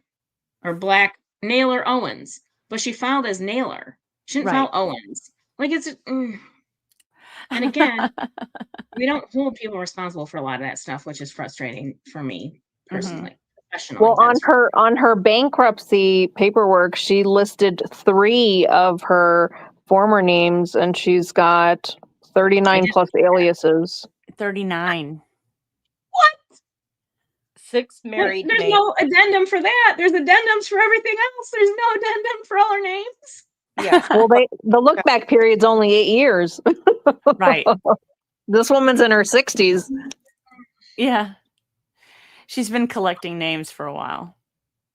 I think she reserved missing 3 names because they might still have some credit available to them, or she's going to disappear or reestablish herself as one of her other favorite ex-husbands, because the ex-husband soulmate that she lives with currently, she only used his name for the short period of time of marriage, divorce, and this filing. No. She started using his name on police reports before they ever got married.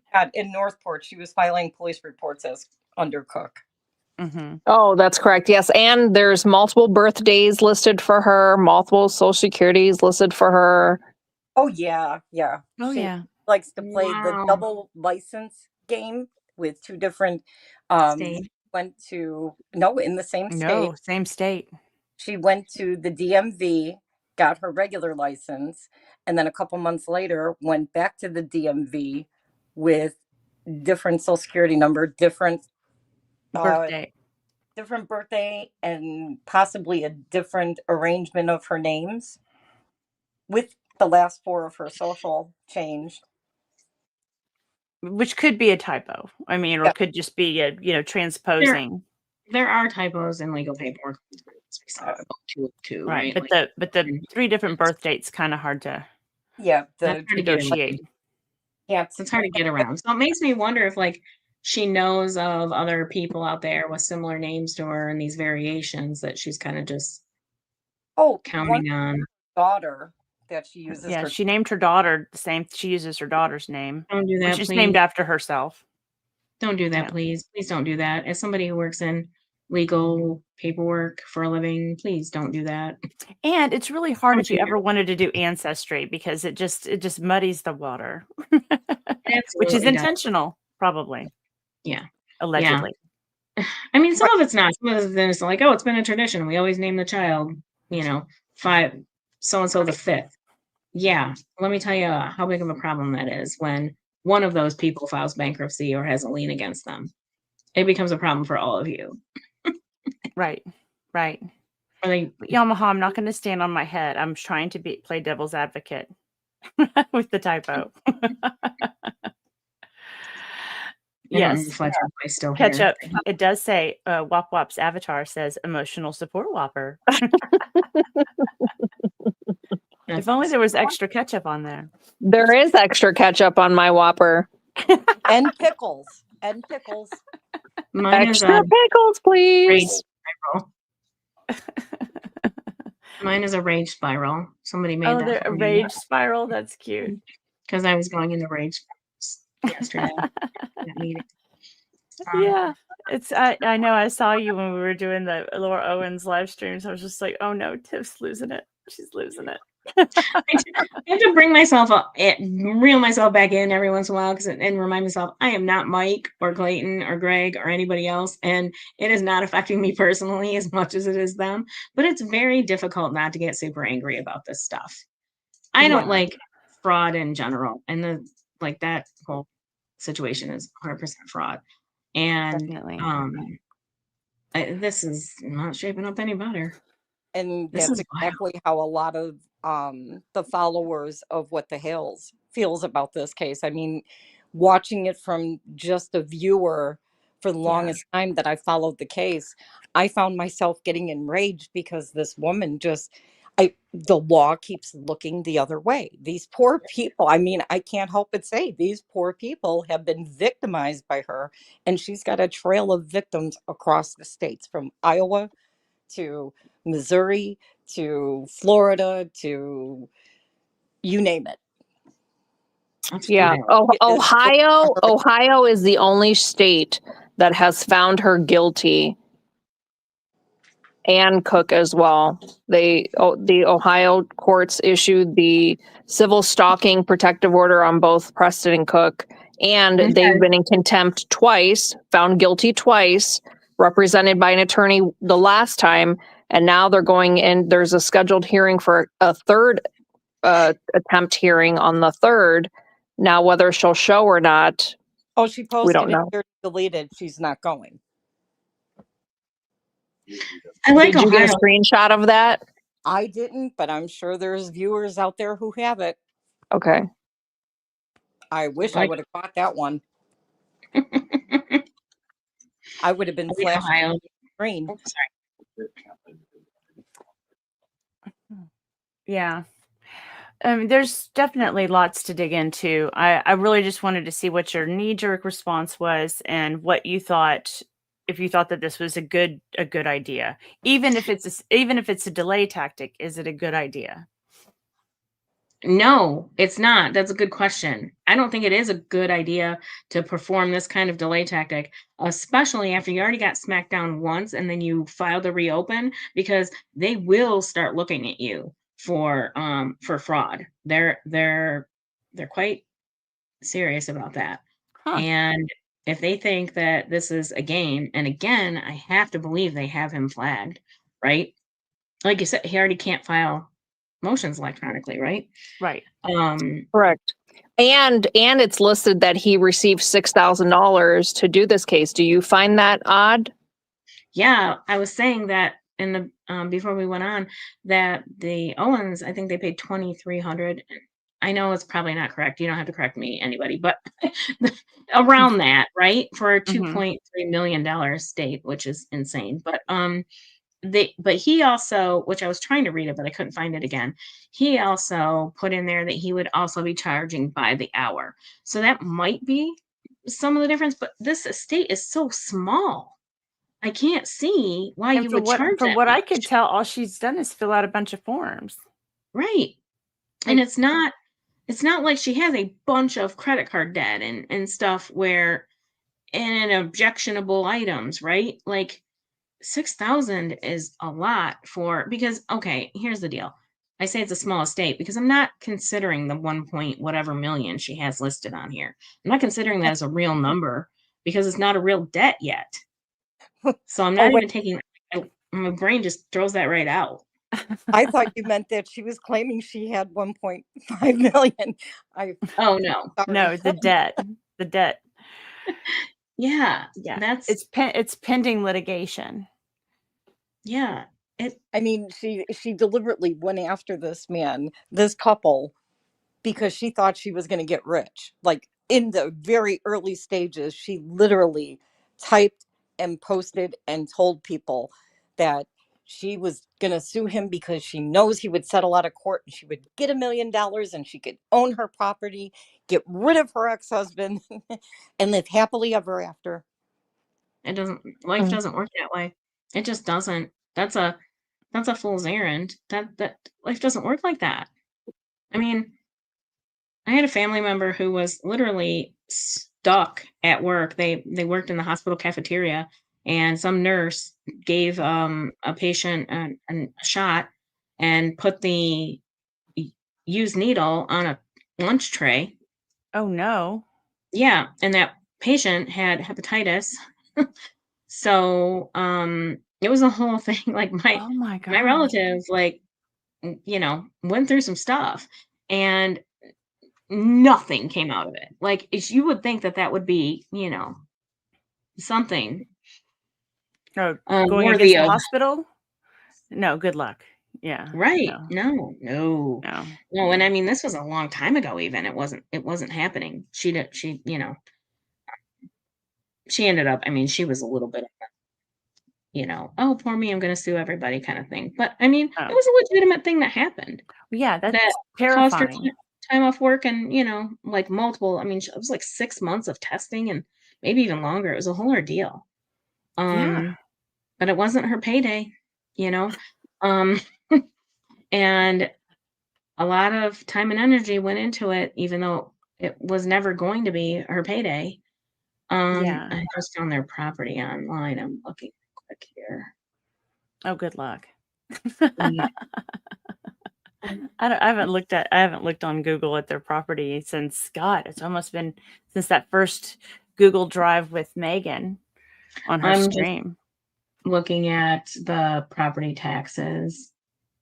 It was like $760. Yeah, it's not a lot of money. No, and it actually should have gone up because of that $5,000 plus fence. Yeah. Well, they might not. That It might may not. not have been assessed yet. Yeah, that might roll on next year's. Yeah. It depends on the municipality. Which Ours is Levy County, so probably in 10 years or so. came out in the middle of us building our pole barn. They came out and reassessed our freshly built pole barn. She was trying to convert her pole barn into a home. That's why they raised. Barn dominium. Yeah, it was going to be the barn dominium. Yeah, I mean, final value summary here, building value 0. So it tells me, Yeah. This is 22.5 she bought it for. Right. Mhm. Yeah, and you said I checked, it was actually below, the value was below 22.5. And then I think maybe 2 months ago, it was like right at what she paid. This aerial picture was not flattering on the assessor's website. It's pretty accurate. Yeah. If you Well, see it's it just in rebuilding. Yeah. And a bunch of junk. Yeah, that's an accurate depiction from the air. Those are the drones from the viewers. Yes, all of the drones. Yeah, we're all drone operators. Dun, dun, dun, Oh, if I had a drone, there I wouldn't be in Florida. I'd be in Arizona, but I don't have drones. So. Now, Tim. I wouldn't fly a drone over their house. Around it. I have standards. Well, Right. I mean, we really shouldn't need drones from what she says. There's at least 30 cameras in bird feeders surrounding her property. In the birdhouse. in the birdhouses. Birds aren't real. And the birds that come out of the birdhouses, they say goonie goo goo, goonie goo goo. Right. Because they're robotic cameras that fly. They're the drones. Big Al says, since they paid $22,500, they also put in a $10,000 septic tank and a $15,000 pole barn, and it still hasn't went up in price. Oh yeah, well, her pole barn, I think, is part of her creditor that she has over $10,000 in credit card debt. Wow. Possibly the windows and the door that she put in. Oh, that she's trying to claim they just recently put in, like between August and December when they started fundraising for her of 2024. Right. Yes. Right. And this is it's crazy. Very interesting. She is getting a homestead credit. Yeah, she's, like I said, she's been claiming whatever she can get from the state and the county, including food stamps and Medicaid, that she claims she's not getting, but we know she's getting. Well, she would get Medicaid, absolutely, if she's raising a child that's disabled and other people in the household. If she's getting SSDI, she would have Medicaid. She absolutely would. So why isn't that listed there? Right. It needs to be listed there. It's a good question. Say that she needs $1,450 to get that camper home by November 3rd. But it doesn't change her ability to live in that house and claim it as an exemptable property under Chapter 7, in my opinion. No, I don't think that's going to save her. Well, and wouldn't you said the bankruptcy would have to assess the property? So would they send out an inspector, or what would happen? Yeah, they would send out a evaluation person. They might not be a full-on appraiser, but a person that would do an evaluation to see what the proper, because the trustees' job is to sell everything and get those creditors their money back. So they have to evaluate all of the assets in order to be able to do that. So we're seeing differences in the Owens case, in this case, because of the differences between Chapter 7 and Chapter 13. Chapter 13 isn't a fire sale, right? Right. It's I want to keep everything and pay most. Well, you're So would supposed to her pay property most of be it back. a fire sale? And would they just basically look at, because there's not much to look at, just a shell of a pole barn, a 1-car garage, the shed she sleeps in, and whatever other stuff is thrown around the property, and possibly some tortoises and turtles? Would they just turn around and say, okay, so the listing in the real estate market is 22,000, so we're just going to sell it out, or just take the first price and that's it, we're going to turn it over to Mr. Hales? Well, they wouldn't necessarily turn it over to him. They would make sure he was paid out of it. He would fall in line with all their other unsecured creditors. But And as but far you as said, okay, go ahead. I'm sorry. I was going to cut you no, off. Go ahead.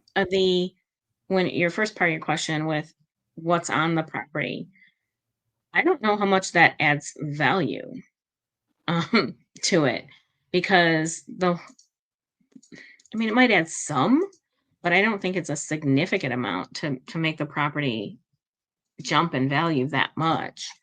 So Okay, she so said really 50. claim buildings are worth more than, or give her an added value to the property if she were to sell the building separately and then the property. Somebody would just basically come in and say, no, this is the dollar amount and this is what you're going to sell it for. For the whole thing, for the whole Right. lot. Okay. Yeah, they wouldn't break it down and sell individual buildings. They could, I guess, but that's a lot of work, and nobody's going to do that kind of work. So they would likely just sell it all inclusive of what's on there. But again, I'm not thinking that those buildings help the situation. Not the basic picture I saw. Now, do you foresee the trustee, even if this is just their little stall tactic to draw things out, that they're going to look at the fact that on this filing, it's already been dismissed. The judge was ticked off at the fact that it went to the 11th hour the last time and she still didn't complete it. She did it again with the 11th hour, and there's still all this rick-rack going on in the filing. And then look at the fact that she's got a securities exchange, the IRS, an EIN number that, are they going to look at this and say, look, this definitely should be sanctioned and she should be looking at some kind of charges from the government? I think she might have one more shot at walking away clean, by letting it get dismissed for reasons, right? Like it was the first time, for being not proper filing and inadequate completion of the tasks you're supposed to complete, and get it dismissed. And then if she filed again, they're definitely going to look at her. It's still possible they will now, but I would say if she plays this game one more time, she's in real trouble. And now you said something about the chapter 7, that if it gets going, you can't stop it, unlike a 13 or 11 where you can kind of say, whoa, never mind. Right. And actually in a 13, you can only really say that if it comes to a point where they want to, let's say your house is above the exemption value, and they want to sell it off, and then you can back off and say, no, I don't want to sell my house. Like I want to figure something out.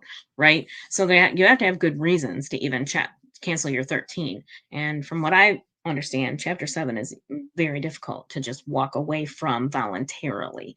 Now you can file some crappy paperwork and let it play out like that, but I don't suggest playing that game too many times. Right. Wow. So yeah, they're I wasn't expecting that. looking Yeah. for them, seems like. Jeremy show up on the 4th and list the concerns of the 501c3, the flea market, the income that she's been generating from the internet from various sources. Yeah, because he's allowed to ask any questions that go to how he can collect his money, right? So he's allowed to ask those questions for sure, even if they say, well, it's not related to him, but it is because he's a creditor in your bankruptcy and he wants to be paid. So he needs to know as much as, everybody else, what you have to be able to pay him. Right, because her brainwashed that he's not entitled to this information. So as much as I'm sure he has great counsel, I think the viewers also need to hear that, she is not sitting pretty on this whatsoever, and she's in some serious trouble. Mm-hmm. Yeah, I do think that, like I said, just based on what I've seen and how weak sauce it is. I don't want to be right, but it's Right. it's a pathetic filing. I mean, one day somebody might win a lawsuit against me. I don't know. I just filed bankruptcy now. No, Right. you can't do that. As a way, like we saw, okay, so in the Owens case, we saw that one of Ron's creditors had filed a lawsuit. And it got to the point of, because of it was a credit card, they had an arbitration agreement that was forcible. And the credit card company was trying to enforce that so that they could go to an arbitration and settle, right? Mm-hmm. That's what it was asking the court to do. And then he didn't appear at any kind of arbitration or respond. So then they just went straight to asking for a default judgment. And days after that, we get a bankruptcy filing, right? So it stopped that. It literally Right. unwound the court case. Gotcha. Yeah, so it's similar to that, right? Like you can avoid a lawsuit or some sort of judgment in that situation, but it's got to be like very close to happening, right? Like they were within days of getting a default judgment. I still think Right. even if they had one, they still could have filed. But I also think their mortgage company was knocking on the door very hard because they hadn't paid since December. So, yeah, but I think it'll be good. It'll be a good watch to see what he asks and why. And from just the basic overview I did of what he had filed, objection he had filed, I think they're prepared for it. I think I think I would equate it to somebody like Woodnick knowing what they're doing before they walk in that room or log on to that Zoom. Mm-hmm. And they're going to know what to ask. Right. It's wild. Interesting. Wop Wop, do you have any questions for Big Tiff? Well, earlier I had asked you, Tiff, based on what you see in the filings, do you think that the bankruptcy would go through? You had said no. So does it make more sense that she went this route to create the automatic stay for her civil suits? Yeah, that's what I think. And can that be used against her in her federal cases, that she intentionally did this to cause stays? I mean, if she was innocent, she would fight her case and prove her innocence, but she's not innocent. Therefore, trying every delay tactic under the sun to push it out further and further. Well, and also, I mean, I don't know. I don't know. I'm literally just throwing this out there, but I don't know if that opens her up to sanctions in those cases, right? At some point, seems like there would be sanctions in those cases because. Well, we would hope, but not always. I know, because there's also, I mean, there are rights, and I get it. There should be, we should have rights, and there are rights to debtors. You should be able to, file for bankruptcy. It's your right as a citizen and whatever. So yes, it's like the ADA thing. It's touchy. You don't want to impede on somebody's rights, but if they're playing straight up games, which hiring that attorney should be considered a game in itself, but I think it is a small tactic. Absolutely. The more I've looked as we've talked and listened to you guys and what you're saying is going on. So Susan brought up a good point, saying maybe they paid Saran Wrap $6,000 because they knew it would take 3 times to file $2,000 each time. Oh, that is a good point. That is a good point. I think that's a dangerous game to play. I wouldn't do it. No way. I mean, there's just too many unknowns when it comes to dealing with court. I mean,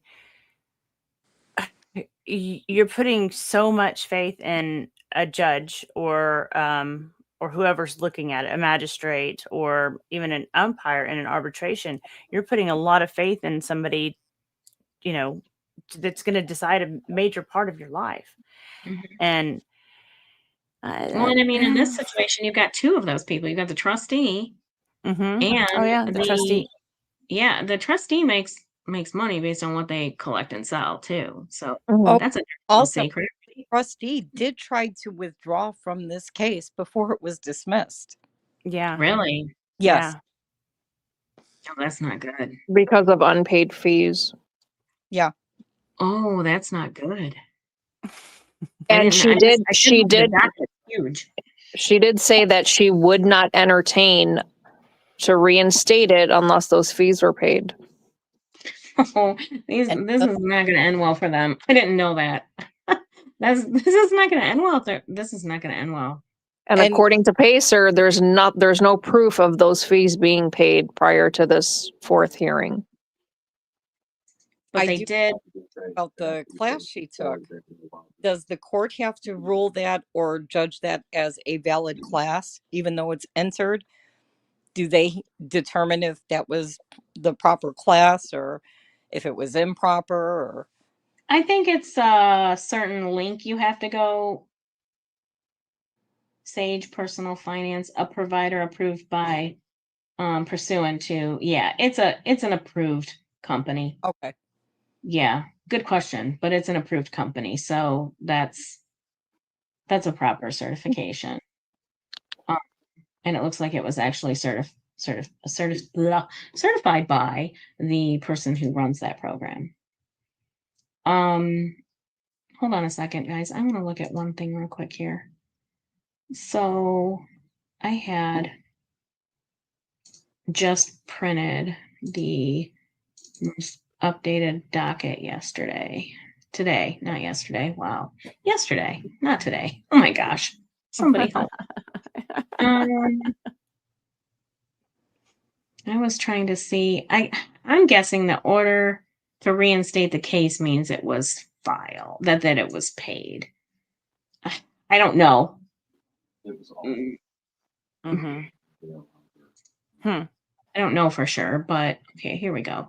Order to reinstate. Failure to comply. Reappointed. Yeah, I mean it's signed by the bankruptcy judge, but I mean, so it's possible the bankruptcy judge said no, that's not a good enough reason to not let it be reinstated. It's possible. I don't know if it's probable, but it's possible that that's what happened. Because I would think that would be, you'd have to attach evidence, right? Especially if you were withholding it for that reason. Interesting. Right. Yeah. Well, I've got to get to some of these super chats. I don't know if you guys want to stick around for that or not, because everybody's going to be wondering if I'm going to send them over to Tug, which I will, but everybody knows Tug is 15 minutes late. So we're going to get over there 15 minutes late, but that gives me time to get through the super chats. So I can stick around, Roz. Okay. Yeah. All right. Excellent. Excellent. Auntie M, thanks for the 5 Rosalind Duke gifted memberships. You're so good to me. I appreciate that. You like me right now. You like me. Oh my God. I'm Just Jen, member for 2 months. Hey, Rosalind. Hey, Just Jen. Good to see you. Thanks for popping by. And maybe not with gifted 20 Rosalind Duke memberships. Thank you so much. And guys, if you receive these memberships from either Auntie M or maybe not, make sure you thank them. We appreciate that so much. And make sure you say thank you to the mods. I've been completely ignoring them. I love you, mods. Sorry. You can't just go around telling people they have their head stuck up their ass. Watch me now. Hey. I appreciate it. And let's see, we've got Suzanne says for $4.99, she says she did accidentally go live while trying to sleep. It was hilarious. I think I saw that. I'm not sure if she was trying to sleep. Something about stretching her legs, I think. Well, yeah, right? and there's also she doesn't know how to work tech, but yet she knows how to screenshot, record messages, leave messages. She Yes, work things when it's to her advantage. exactly. Exactly. Thank you so much, Suzanne.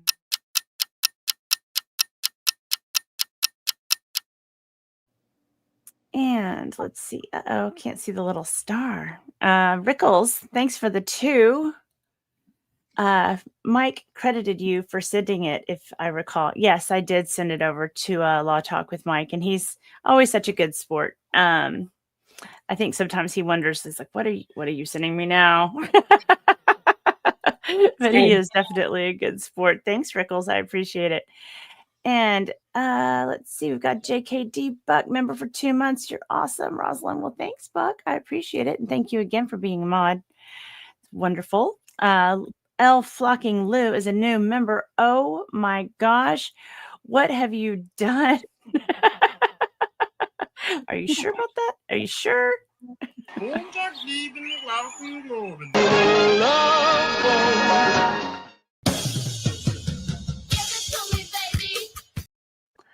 Now you've done it. Let's see. Something to bark about. Member for 2 months. Finally caught alive. Really enjoy your channel. Well, thank you so much.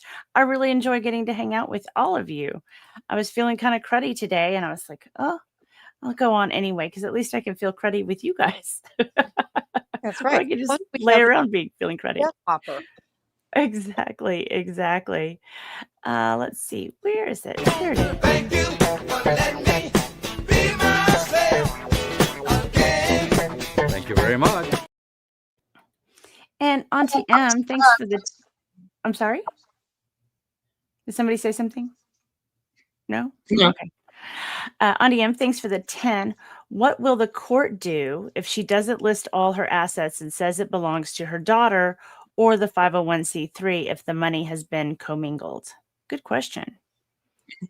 Take it. They'll just take it?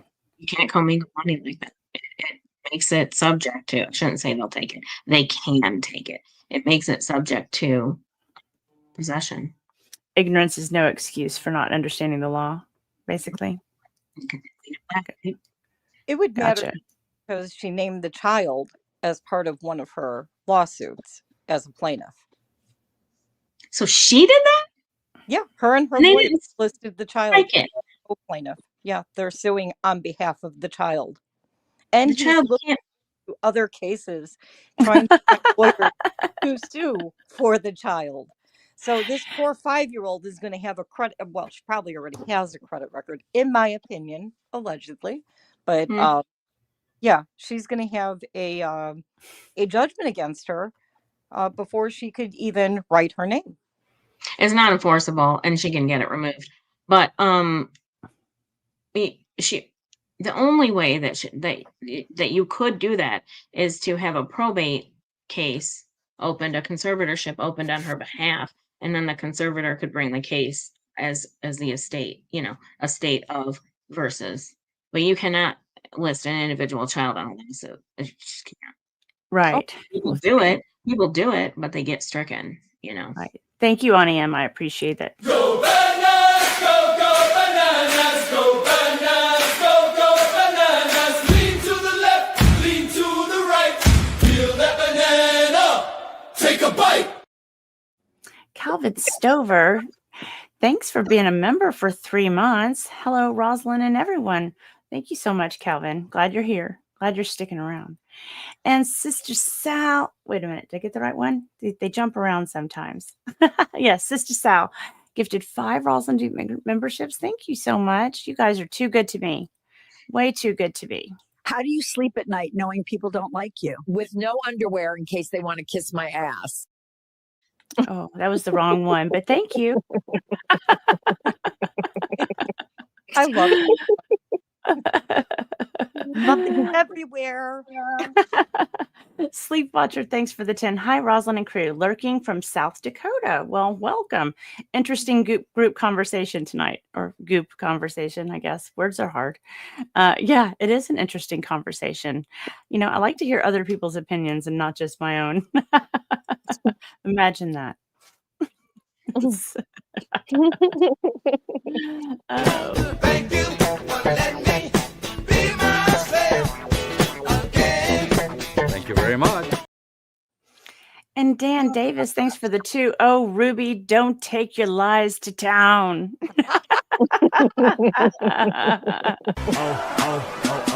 like me right now. You like me. Oh my God.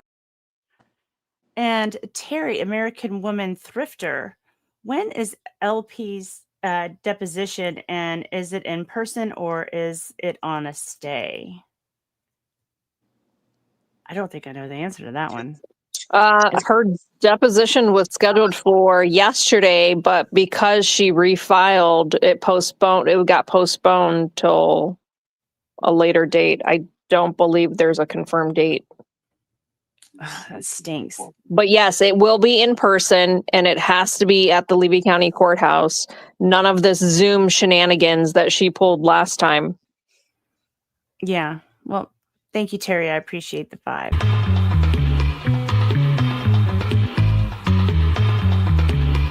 Dig. Well, I made it through the super chats. I wop wop. On the new civil protection order, is she still? Has she been served? Because I think she's still claiming they know nothing about it, even though they know about it. In my opinion, yes, she has been served. The only way that Volpe would have gotten a copy of it was from either her or him as defendants getting copies of the paperwork, because there is no public docket the way there is in some of the counties. And so they got the physical paperwork and then shared it with Volpe, because he then shared it on his social medias. Huh. I didn't think about that. Interesting. But the judge did order them to show in person, and the paperwork states that all parties have to show in person, and that the only way to appear through Zoom is to file a motion. Now, whether they did that or not sure. I know that Preston has posted online publicly that she has filed something. Did you guys see this entry from today that says, due to the case being reinstated, debtor must comply with the trustee's documents and records request and upload all required documents and records 7 days prior to the continued scheduled meeting of creditors. And so this was today. Is that signed by LP or MP? It's like a text of an order or a filing. Oh, it's just the docket readout. Yeah. I didn't read it in full earlier, but so the creditors meeting is on November 4th. Today's the 29th. That's not even 7 days. There's not even. Oh, yesterday's the 29th. I really did pull these docs yesterday. I don't know why I thought it was today, guys. So this sounds like the work that we've been telling you, the other lawyer that hired this mayhem chaos bunch. He's been flooding the courts with letters, emails, and ex parte communications. Right. And throwing in all these last minute filings at the 11th hour, knowing that he's told her this will deliberately stay the case because the judges have to take notice of these motions. And he is not a lawyer for her anymore. The federal lawyer had listed him as terminated. He filed to withdraw. She filed a motion saying she let him go. And the judge held him in the federal case for an extended amount of time, telling him he had to share the documents with her until she got a lawyer, which didn't happen. So they went pro se.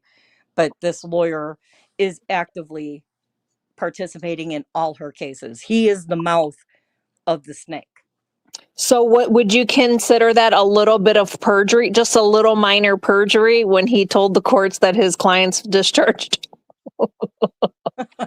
It's just a minor perjury. Just a little bit blah blah. Somebody said the 7-day thing is dated October 22nd. Okay, fine. But that would have made the deadline yesterday, right?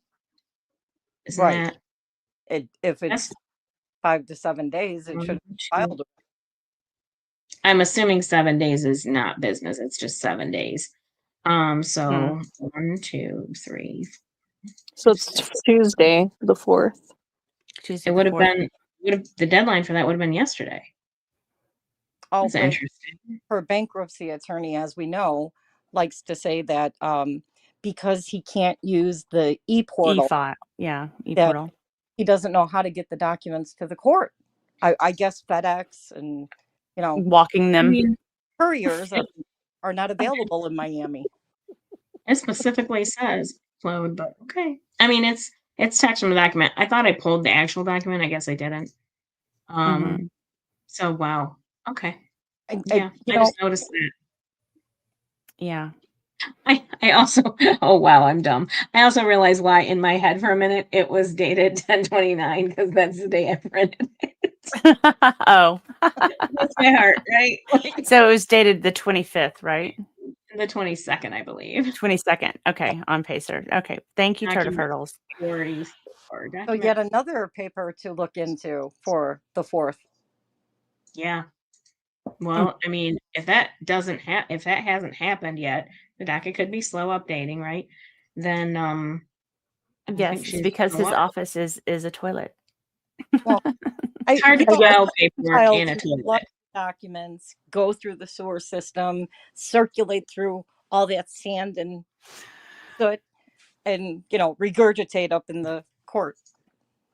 Yeah, it's not good for the wires, the internet wires either. Like it gets all clumpy and you lose your signal. There could be a gas shortage too. That's probably why he's not driving the paperwork to the courthouse. Just. I mean, he has $6,000. It's true. I mean, probably Uber. Yeah. There are electric cars now, so yeah. Blue Eyes says, "What the hell's brought me to Megan, Rosalind, Tug, Shizzy, Tizzy, and JK, all because 2 people couldn't follow a cease and desist letter. Glad to be part of all of the YouTubers that fight for justice legally." Aw, that's so sweet. Thank you so much. Yeah, at the end of the day, it's all about justice and holding these people accountable. All they had to do was adhere to the cease and desist, which was issued to Preston and Cook back in May of 2023. And they chose not to. That's wild. That's wild. Yeah. Well, ladies and gentlemen, I have bonus children filling into the downstairs because it's pumpkin carving night. Oh, I'm jealous. I'm super jealous of that. So I'm going to let you guys go. I'm going to send you over to Tug. I appreciate all of you stopping in. We were almost at 700 people in here live, which is amazing. Thank you so much. Awesome. Yeah.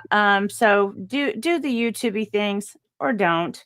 But most importantly, when you get over to Tug's, say hi. And pick up an emotion. Will you have fun pumpkin carving? I will. Yeah. Saving the seeds. Thank you so much, Tiff, for coming by and sharing your knowledge and your understanding of this. And if you find out anything else you want to come back on, you're always welcome. And you and I need to do a Laura Owens stream too. Yes, for sure. Yes, we do. Yes, we do. All right. Good night, everybody. And as always, see you in the tubes. Bye. Bye. Thanks, Tiff.